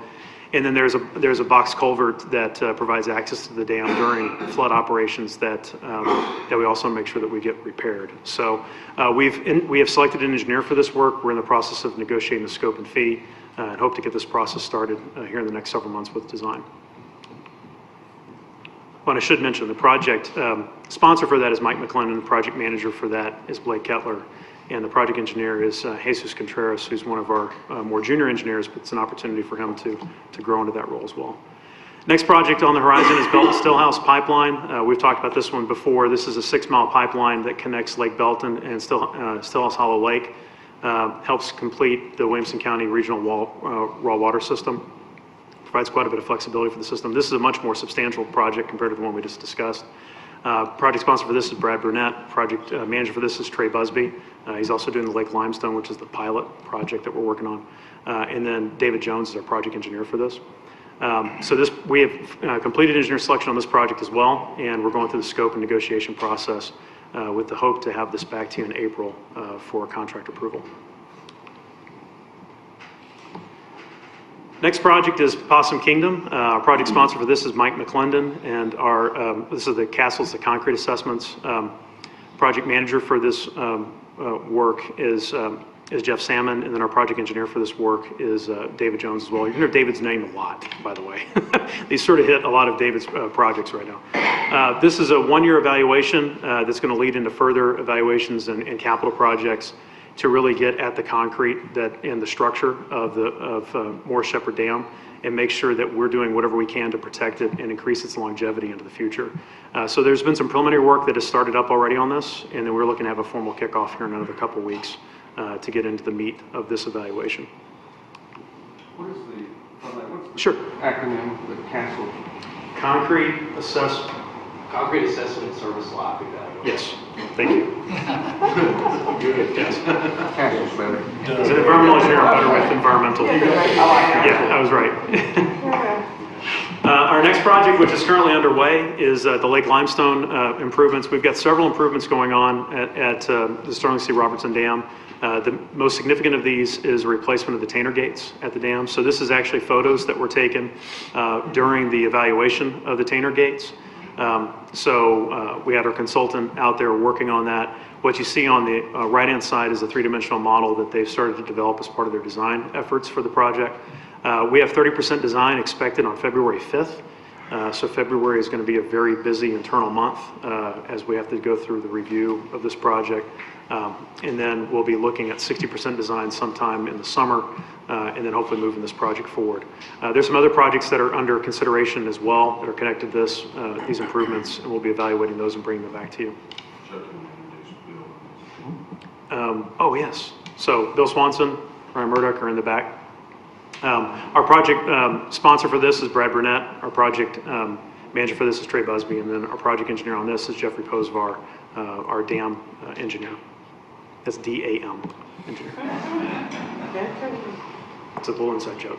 Next project I want to talk about is our Trinity groundwater wells. This is another project where Brad Burnett's the project sponsor on it. David Jones is the project engineer and project manager for this project. This is a significant groundwater well project, about 3,000 feet deep, over 24-inch diameter well, 9 stages for those of you that like groundwater pumps. So it's a very high pressure pump. So we have the pump actually went in at the end of last week. These are some photos during construction. And we're looking to get this facility completed here in February and start testing the well. There is some more work that we have to do for integration of this water into the customer systems that we'll have to evaluate. But that process can start now that we have a well that we can get some water out of for sampling. What's the depth of that water well? It's over 3,000 feet. It's right in that area. So it's quite a deep well. And it generates about 3,000 to 5,000 acre feet of yield per year. So, and our final project, and this is one that I think made a lot of people in the organization very happy, maybe even made Aaron cry a little bit, was the work that our SMU group did. So Mike McClendon was the project sponsor on this. David Bloodworth is project manager. David Jones was the project engineer to get our 78-inch rain jet valve back operational. So this is sort of like fixing the engine of a car while the car is still probably moving. So they had to fabricate pieces, they had to do specialized welds, they had to do a lot of work actually with the vendor. But we were able to get this 78-inch operational earlier this month and have been able to use it for operations. So it's about 2,200 cubic feet per second it can produce. The 42-inch is on the horizon. We're working on that right now. When they broke it apart to look at it, they had found that there was some water that had gotten into places it wasn't supposed to get into. So working with the manufacturer to try to seal up those gears and then get those put back online. But big success story for our internal construction group and showing how great the work they do and how significant it can be for us. So with that, if there's any other questions on these, I can take them. Yes, ma'am. You were basing a lot on the new process that you're going through. Who does the training and who trains the trainers? So very good question. So we've been doing a lot. I've actually been doing quite a bit of the training for these upfront portions. So some of you know I'm actually a professor at Texas A&M. So and I teach this stuff. So that helps a little bit. But we're starting to get into areas where we've got great technical expertise within the authority. So Jim Forte and David Thompson will be doing the financial discussions. Laura Lee and her team will be doing the legal discussions. We'll be doing our purchasing with our purchasing group. So what my job sort of will transition into is making sure that we've got a good curriculum and we're just trying to get the message across as well as possible. You're going to be documenting how well it's working and when you have to do a loop to change the training so that you're documenting all that so we can use it forever. Yes. So we are. So we've been tape recording everything so far because we've been out of the building. But once we get back in the building, we'll do these trainings in the boardroom so that we can videotape them. And we do expect there to be quite a bit of review because it's new material for a lot of people. It's material that's coming out pretty quick. But that's part of the reason why supporting the project managers is a big piece of what we're trying to do too. But you're tagging on something that's right where we're going. It's a cultural change. Yes. So that when we get this group within our organization doing these projects, assessing the risk, going through these procedures, the new people that come in, that will be the way that we do business. Yep. That's what we're trying to do. That's fantastic. Sounds really good. Sounds like you got a lot of work to do and a lot of chances to see if this is going to work. Yes, we hope to have more chances. We hope to have plenty of chances to see how it works. Absolutely. Sounds good. Yes, sir. You're repairing jet repairs. Does that mean the COCs are operational though? Yes. Right now? Yes, at least the 70. It's one COC that splits into two, but the 78 is operational. Been used a lot lately. No, but we have used it. I think we used it the day that it became operational. I think Aaron sent an email out about 5 minutes later saying that we're using it. Yeah, exactly. It's been on for a while. Any other questions? The central office was in the materials, but Oh, you know, it must have skipped. Somebody else's? No, it must have skipped through that. No, I knew there was something that we jumped through a little bit faster than I thought we were supposed to. There it is. Oh, there you go. So the central office building, There you go. Oh, great, thanks. There you go. You see it? stay. One time.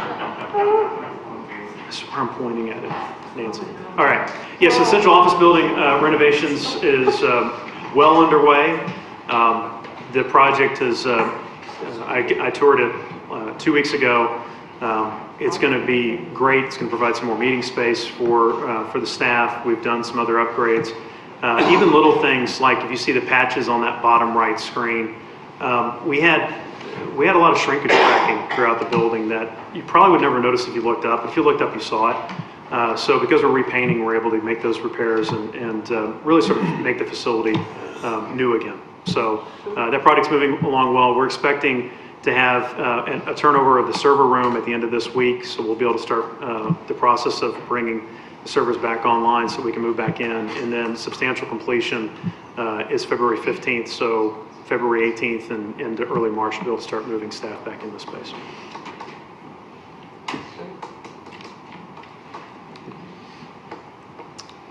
We're going to move on to the next one. Any questions on this? Next agenda item, 11, report and possible discussion on risk-based capital planning and management approach by Chuck Wolf. Thank you. So one of the elements of any good risk management program is being able to know what risks you're trying to manage. So what we're going to talk about in the next several slides is really a process that we're putting in place that does not change our asset management policies and procedures. It enhances what would be Section 3 within those policies and procedures, in particular how we identify and coordinate what improvements we're going to make to our assets. So the objectives of the project is to, of this internal initiative is to improve our decision-making on asset renewal by improving our prioritization of the assets across BRA. And then also with this improved data, we should be able to improve our long-term forecasting through assessment of our renewal needs. So right now you'll see past 20 years, we sort of drop off the map on what our capital renewal needs are. This process will help us get better data on that we can use and we can feed into that process. This also has a steering team. The steering team is structured a little bit differently because it has such a significant operational component. We've got our operational leaders all plugged into this. So Blake Kettler, Don Malovitz, Jay Middleton, Davey Moore, Connie Tucker, all have operational responsibilities. Brett Thomas is plugged into this as well because he is sort of the master of our internal database system called Micromain that we use to manage the assets and look at the assets. And then our management team members on this are Brad Burnett, David Collinsworth, Jim Forte, Mike McClendon, David Thompson, and then Laura Lee Valens also plugged into this too. And they've been doing a lot of work on this process. So the process in general is relatively simple. The devil is in the details when it comes to these types of systems and approaches. The first thing we want to do is assess both the condition and the criticality. So risk is primarily an equation of if something goes wrong, how bad is the impact when something goes wrong. So condition is the potential for something to go wrong, and criticality is what would happen if something does go wrong. So you sometimes hear it called consequence of failure, for example. From that, we can build two data sets. One is a relative risk by asset, because we'll have all this data at the asset level. We can also develop an asset risk profile across the BRA. And then from that, we can use that to prioritize our asset renewals to lower the overall risk profile. And then we can also use that to manage our long-term capital forecasting. So the data gives us a lot of information that we can work from a planning perspective. We have actually, as we did with the project management work, we've done work on this in the past. So in 2011, we went through a process as it related to East Williamson County and a few of our other assets to assess the condition of those assets and then to look at the do criticality assessments for those. The data will need to be updated for not only East Williamson County other facilities, but all the assets that we have. So that's going to be part of our efforts going forward.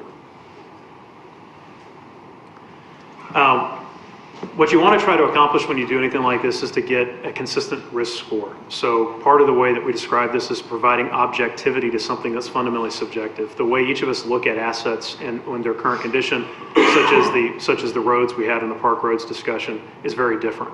But if you have a common set of eyes looking at something and you're commonly scoring it, you can sort of take that subjectivity out of the equation. So we look at 3 factors to develop a risk score. The first one is a likelihood of failure. That's the condition. And you can see the types of things that we look at for that. The other one is a consequence of failure or criticality. And we look typically at economic factors, regulatory factors, or organizational factors such as the reputation of the Brazos River Authority. Could be an organizational factor. And then we also want to incorporate redundancy because we don't design systems to where if one thing fails, the whole system fails. So we want to make sure that we take into account the fact that there's an implied reduction in risk when you've got 4 or 5 items when you only need 3 or 4, for example. What they'll do is generate a risk score. You can actually plot them on a chart. This chart is more there for visual reference that as you move from the bottom left to the top right, you move up in risk, you move up in the need to replace or renew the asset. We have 4,786 assets in our current database. So we don't want to use a plotting approach to this. We want to use more of a numerical approach so we can look at those. So you can see this is actually the data that came out of the 2011 study for the East Williamson County water treatment plant. We've modified it to a 25-point scale. It was on a 15-point scale. But the benefit of this is that you can get a profile of your risks. So in this case, the chemical handling systems and the finished water storage were the highest risk items. It is important to note that this is 13 or 12 and a half out on 25-point scale. So it'd sort of be right in that middle yellow box. So this is not a bad score, but it is interesting that after the 2011 evaluations, we did do work on the chemical handling systems to look at improving some of the systems that were not operating. So it did provide direct benefits. Once you have the risk scores, come back to this. Once you have the risk scores, you have to be able to categorize the assets into different groups for capital improvement planning. And we use different business rules for that. I'm not going to go through all these in detail today. It'll probably bore you. But the first one is our risk score. So we actually do a prioritization of the risks. And then we look at the condition. So if something has a relatively good risk score, but it's failed, we want to obviously replace it. Or it's near failure, we want to elevate it. And then we also look at the remaining useful life. And this is one area where this dovetails into the long-range financial projections. The goal of this is to be able to categorize assets into immediate, short-term, mid-term, or long-term buckets that we can do more detailed planning on and get a better idea of what we're going to do with it. Yes, sir. Are you familiar with any big data analytics for modeling this in the new AI environment? Yes, so there is a lot of big data evaluations that and approaches that have been under consideration to do this. Of course, the biggest thing about a big data evaluation is you have to have the data. And part of it is, and one of the difficult parts in asset management in the public sector is where asset management in the private sector was in vogue in the 80s and 90s. It didn't really even hit in the public sector until the 2000s. So it's more of a matter of the data. But once we do have the data, a lot of the analytics we run would definitely be sort of categorized as big data analytics. So the output that you can take from this, once you have things categorized, is you can find out what your buckets would cost you as well as the number of assets that you would have in those buckets.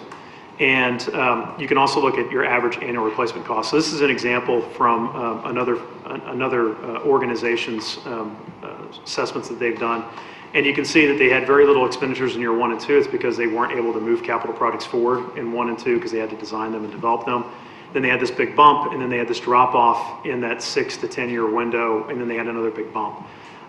They also had a situation past 20 years where they had a reduction. That's mostly because they were going to update most of their assets before then. So what this particular entity was able to do is use this data to sort of feather out that peak, sort of resource load it, level it, and then make it a more consistent spend going forward. So that's what we'd like to be able to do with our data as we've got the data. So what we have coming up is for the remainder of fiscal year 19, we're going to be establishing our asset hierarchy so we can assign our criticality information to groups of assets. We don't want to have to say the consequence of failure of a pump and a motor and a control panel is X, Y, or Z. We just like to say this setup is a certain consequence of failure. We also want to map the hierarchy to our N4 financial database. That gives us the ability to use this for long-range financial planning. Then we're going to perform a gap analysis on assets. For example, our dams are listed as dams, which is important because they are very important assets, but there's elements within the dams that we want to be able to look at, so we've got to break those out a little bit. And then initial assignment of criticality data to our asset list, which will take us through the end of August for sure. And then in FY20, we'll build upon this, develop condition assessment data for all the assets, finalize our criticality of assets, and use the prioritization to help frame our FY21 CIP planning efforts.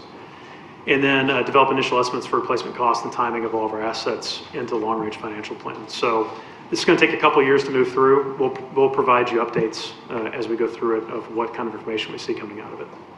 That last bullet, develop estimates for replacement costs, given the age of our infrastructure. Limestone's 40 years old. Howard's Greenberg, 50 years old, 50-year anniversary this year. In providing the information that F&A needs to look at those long-term financial models, this type of information is going to be critical to make sure that our 10-year and our 15 and our 20-year projections are as close to reality as they can be, and that we're prioritizing exactly what we need to be prioritizing and bringing to you to protect those assets. Yep. So I think it's critical. So I know I went through that pretty quick, but I'd be available to take any questions if you have them. Seeing none, thank you, Chuck. Appreciate it. Let's take about a 10-minute break, and then we'll come back. Agenda item number 12, report and possible discussion on fiscal year 2019 first quarter budget report by David Thompson.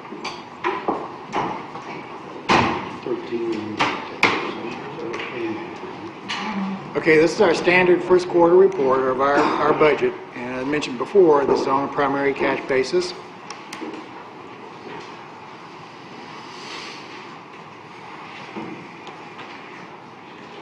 There are three key elements of our financial statements. The revenue, which we were $400,000 over budget, and that's primarily due to our investments. We're getting pretty good high returns now on our investments. Second is our expenses, where we're $900,000 under budget due to lower spending across all the departments. And last is the capital projects. And in the capital projects, we went back and looked a few weeks ago at what our spend is for the year, and we got a delta of about $5.8 million out of the $27 million that we're projecting that we're not going to spend this year. So taking a look at the details of it, in the first quarter, this is where we recognize most of our revenue. Our cash comes in between the periods of September and November 30th, and then the $5.8 million that I talked about on the variance on the capital projects.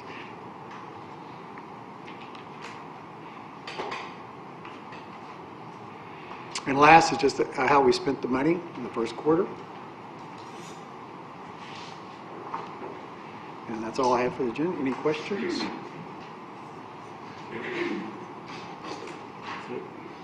Okay.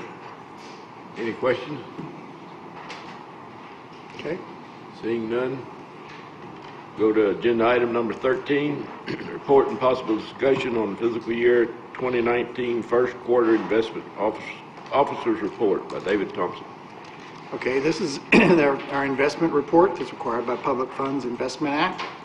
This just takes a 2-year look at our investments that we have. We ended the quarter November 30th at $125 million, $8 million up from last year. And of course, we have a high collections in our first quarter. Second is the blocks of investments that we have.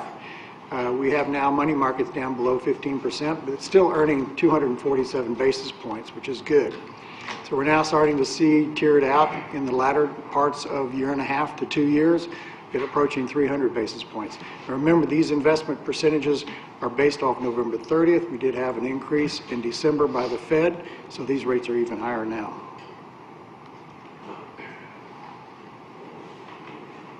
And last is just to look at the overall performance. We ended up at 247 basis points, or 2.4%, and that's outperforming the Texas pool and the Treasury bills.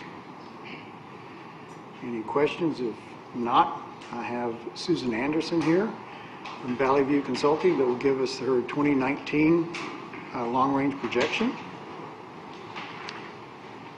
This little guy. Okay. You point it back that direction. Great. Good morning. Susan Anderson here with Valley View Consulting, your investment advisor under contract. I generally come before you about once a year. Unfortunately, this year is not going to be quite as rosy a projection as we've had in previous years. We've been in about 10 years of 10 plus years of an economic improvement, which a lot of economists would say is getting pretty long in the tooth, and you start looking for some cracks in the foundation. I would argue a little bit about how long and drawn out this recovery has been, which I think has been really good for the building of the foundation. It's better than having a boom-bust economy. So it has taken a long time, but it's been building a very good foundation over that period of time. We've had some stress starting to develop. I really don't think it has to do with the time frame on how long it's been, because a lot of the fundamentals are still strong. But there's a lot of policy and a lot of other factors that are playing into the economy right now, and the market is starting to get a little bit concerned about what's going on. We're going to talk about in some following slides about the housing, the employment sector, some of the production and inflation factors, and as David mentioned, we had 4 Fed fund rate increases during 2018. When we started the year, when I was here a year ago, they were projecting 3. And so they felt it necessary to raise it one more time because the economy was improving pretty significantly. When they met this last period in December, on December 19th, however, they cautioned that instead of having 3 projected increases in 2019, that they had pared that back to just 2. Since then, and a lot of these slides were prepared in time to get it to your meeting based on November 30th, and that seems like a lifetime ago in the market because things have changed pretty dramatically, and the market probability has taken off any rate increases during 2019. So it looks like we're going to be sustained at a Fed funds rate of pretty much where we are right now. We've already started to see some of the problems due to some of the policy decisions, like the tariff increases has started to put some stress on the market. The most significant recent impact that we haven't yet seen, and nobody is really sure how much it's going to play in, is the recent government shutdown. And the reason I stress that a little bit is a lot of it kind of has been downplayed a little bit. However, 70% of the market is determined by consumer attitude and the consumers being willing to part with their funds because they feel secure. And I think that's been damaged a bit. So it'll remain to be seen how much that really impacts the upcoming quarter particularly. If you turn to the next page, the economic, okay. And here we go.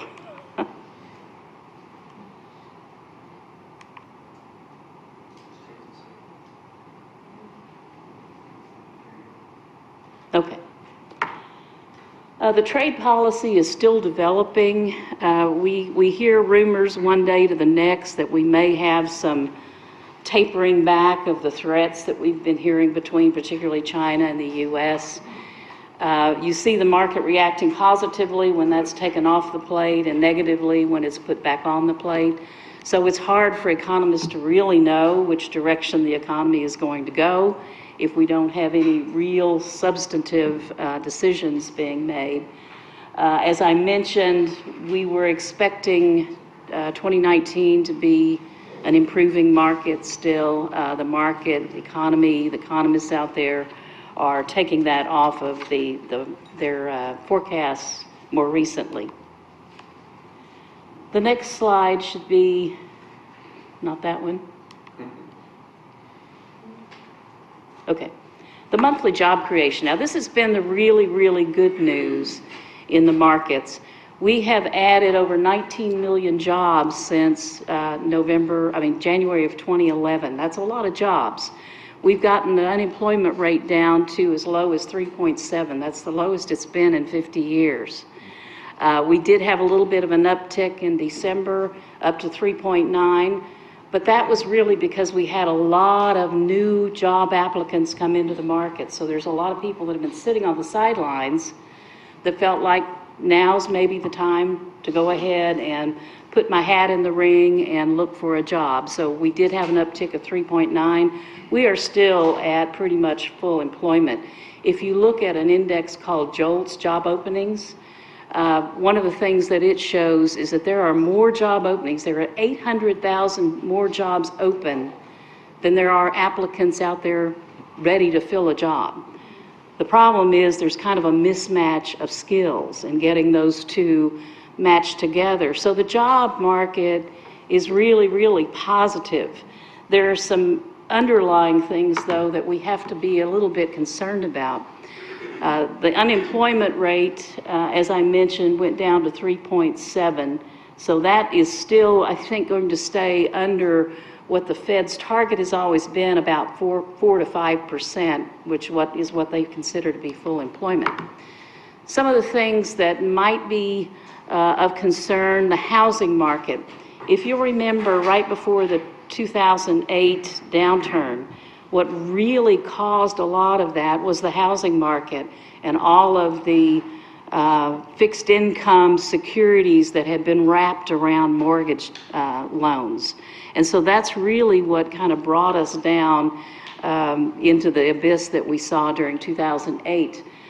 We did see housing bring us back out of that. You saw an uptick in housing, and a lot of new homes were being built.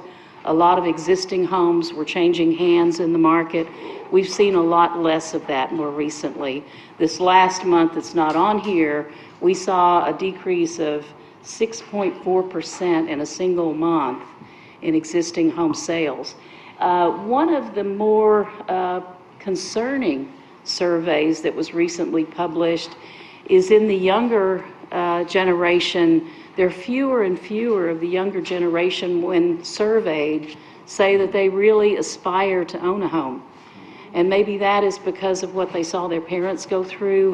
Maybe that's because they see themselves as a little bit more transient, where they move around a lot, and so they don't really want to buy into a home and put down roots.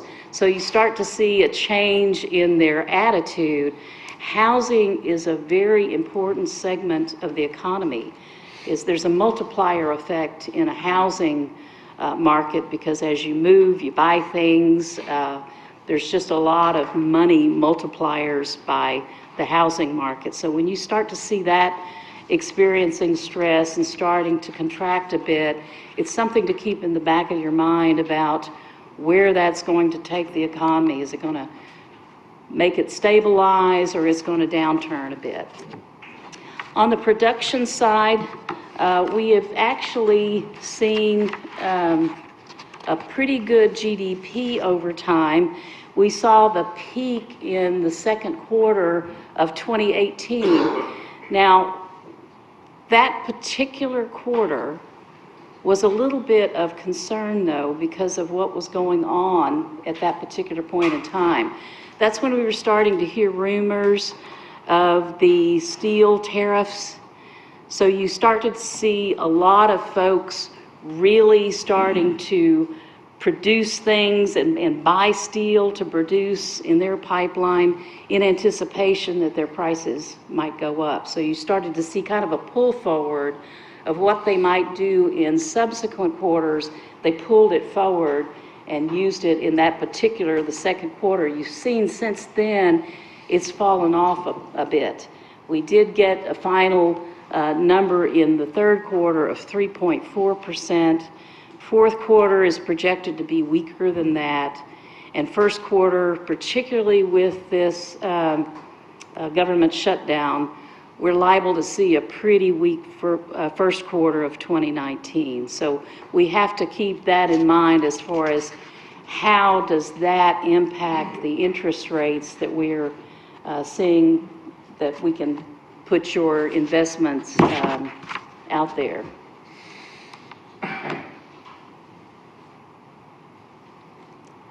The next thing that should be coming up is CPI. Okay. This is the inflation measurement, CPI. Again, you saw the spike in second quarter. Again, it's probably a little bit fictitious because of the pull forward due to the tariff.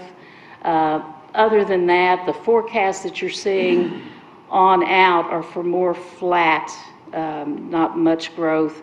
We did see a 2.2% CPI, the actual CPI for December, and that's probably what we're going to see on an ongoing basis. There's another indicator that I don't really make a chart for, but it's something that's very important to the Fed when they're deciding what to do with interest rates, and that's the PCE, the Personal Consumption Expenditure Index, because as I mentioned, the economy is 70% consumers.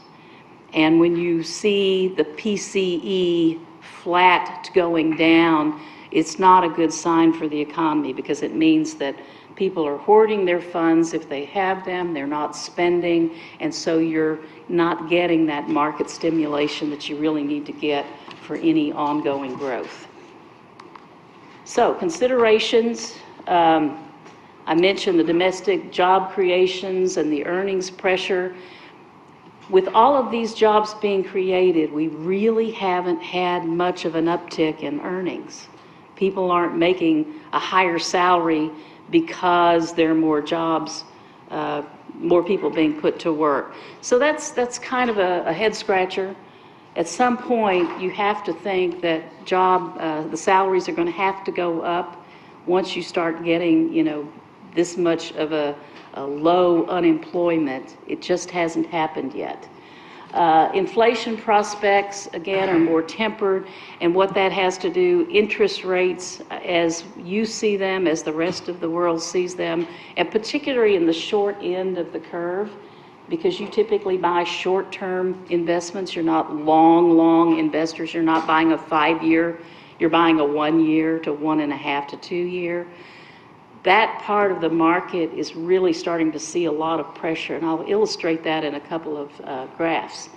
So again, we're seeing a flattening yield curve, and in fact, it's a little bit worse than that. This is the yield curves that I've shared with you last year. The green line is where we were in December of 2016. The red line was where we were in November of 17. And the blue line is where we were, that was the current yield curve when I was here a year ago. When you see a little bit of an increase, I'd like to see that curve being more pronounced upward. Lower interest rates on the short end as you put your money out there and you have more risk. For the longer end, you expect to see a nice gentle curve higher. It was still a little flat, but here's what we're seeing right now. It's inverted. You can invest in a short-term security at a higher rate than you can invest in a longer-term security. Now, I'll caution you that 90% of the time when you see an inverted yield curve, that's a precursor of a recession. Now, I'm not standing up here calling for a recession, but what I'm saying is there's so much unknown out there in the marketplace that the investors are very uncertain. So they're putting their money into a short-term investment. They're taking all risk off the plate. And when you see that many investors going after a shorter-term investment, it pushes interest rates down. And so what we're left with in investing your funds is that kind of a dynamic where the shorter-term investments are low. Now, hopefully, if things turn around, if we can get some of this uncertainty out of the market, we'll start to see that tick up again. But until then, we just have to keep in mind that although we don't really think that the omen is out there for a recession, we've got to be cognizant of what some of the signposts are. and we have to make sure that we're investing your portfolio appropriately. Now, I'll tell you as we wrap up that the way we invest your portfolio is we look at what your obligations are out into the future, and we try to ladder your maturities to address those obligations when they come due. So we try to look a little bit at the direction of the economy, but we look more to what are your needs, and we buy investments to mature, to coincide with those needs, to build that, what we call a maturity ladder. That usually keeps you on a good, steady pace with, you don't really worry too much about investment rates or interest rates plummeting. You don't worry too much about interest rates rising too quickly. You've got everything staggered out on the yield curve to keep your investment return very stable. So that's my message. Yes? What is our portfolio yield now? 240, 247, yes. Right. Pretty good. Any more questions? I have a question. I noticed in our market valuing reports that we did not market value our CDs. That's correct. And I think the basis was because that they're going to mature, will hold the maturity. But that's true for every bond, virtually. So to really do a market value, you should compare rates to rates. So if we're buying a 290 and we've got a 150 on our portfolio, wouldn't it be appropriate to market value that CD? Well, the kinds of CDs that we have are non-negotiable. You can't take them out into the marketplace to sell them. So the accounting, the way they cover that type of a CD is that the market value and par are always the same. I think, I'm not certain that that would be the most accurate way to market value our portfolio. And because the principal is the same for bonds. I mean, you can always go get the money out of the bank. Well, the difference in a bond is that it is sellable in the market, and so the market dynamics change. And yes, there is some risk on CDs. If you need the money early, you're going to have a penalty for early withdrawal. That's the only change you're going to have in value is whatever that penalty is. In other words, I think, let me just say it this way, a true market value approach to your investments should be measured to today's market. Mm-hmm. And I think if we did that, I'm only just saying this to say that we have because we are riding this yield curve, and it's inverted now, and we've moved up on our yield nicely, but when we've got a 1.5% CD today, and we're buying a 2.90% CD on the same day, you can't tell me that CD is worth the same as this CD. And if you did a true market value analysis, you would show the value difference. That's all. And I think it would be more appropriate to show that. But if there's some rule about not doing it, I'm not aware of it. I would refer to your auditor to ask that question specifically, because that is our understanding that when you have a non-negotiable, it is a direct deposit with that bank, that the only deterioration would be the penalty for early withdrawal. Well, I'm just looking at market value. We're not talking about what it would cost us to go get the money. In other words, true market value should be compared to whatever the market rate is, and you price it accordingly. But I do recognize these are CDs in banks, and but most of them are being managed well, thank you, and they're having to have extra effort to do that because there's only $250,000 of FDIC insurance per institution. So my point is, if you're going to do a market value report, I would suggest we revisit that, or at least review it, so that we can see what that market really is. Sure. And then measure it. It doesn't mean there's anything wrong or bad. I think we're misstating the reality in many respects by not calling a 1.5% CD in a market valuation report the same value as a 2.90 CD that we own. That's my point. One other thing I'd like to point out is that on all of these CD relationships, you do have the $250,000 FDIC insurance, but in addition, the state law requires that they be fully collateralized with either U.S. Treasury securities, and we do mark to market those to make sure that you got adequate coverage, or a Federal Home Loan Bank letter of credit. So that is, by state law, you have to have that. Any more questions? Thank you, ma'am. Agenda item number 14, Board of Directors will conduct a closed meeting and executive session on the following matters. A, to deliberate the purchase, exchange, lease, or value of real property in Grimes County pursuant to the authority granted by Section 551.072 of the Texas Open Meetings Act, codified as Chapter 551 of the Texas Government Code. B, to deliberate the purchase, exchange, lease, or value of real property in Austin County in relation to Allen Creek Reservoir pursuant to the authority granted by Section 551.072 of the Texas Open Meetings Act, codified as Chapter 551 of the Texas Government Code. If you are not specifically involved in the presentation of the executive session agenda items, please excuse yourself from the boardroom at this time. Upon completion of the executive session agenda items, time will be allowed for staff and public to return to the meeting room. The Board of Directors will now enter into executive session at 11:30 a.m.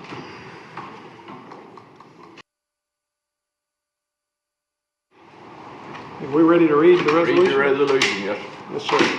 Be it resolved by the Board of Directors of the Brazos River Authority that the General Manager/CEO is hereby authorized to negotiate and execute a non-binding letter of intent for the acquisition of real property in Grimes County, and be it further resolved by the Board of Directors of the Brazos River Authority that the General Manager/CEO is directed to report back to the Board of Directors for approval prior to execution of a purchase contract for such real property.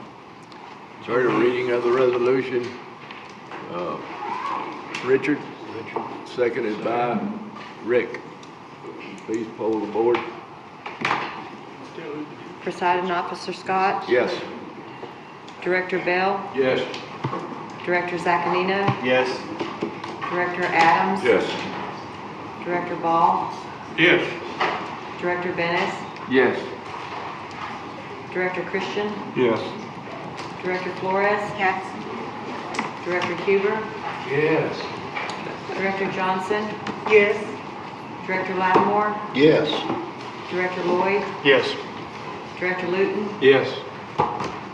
Director Rankin? Yes. Director Tallis? Yes. Director Taylor? Yes. I'll ask for a motion to adjourn. Second. Mr. Chairman, before everybody gets up, I'd just like to have a special thanks to TSTC and all their hospitality. They did a lot of work to get ready for us to come in today, so thank you all very much.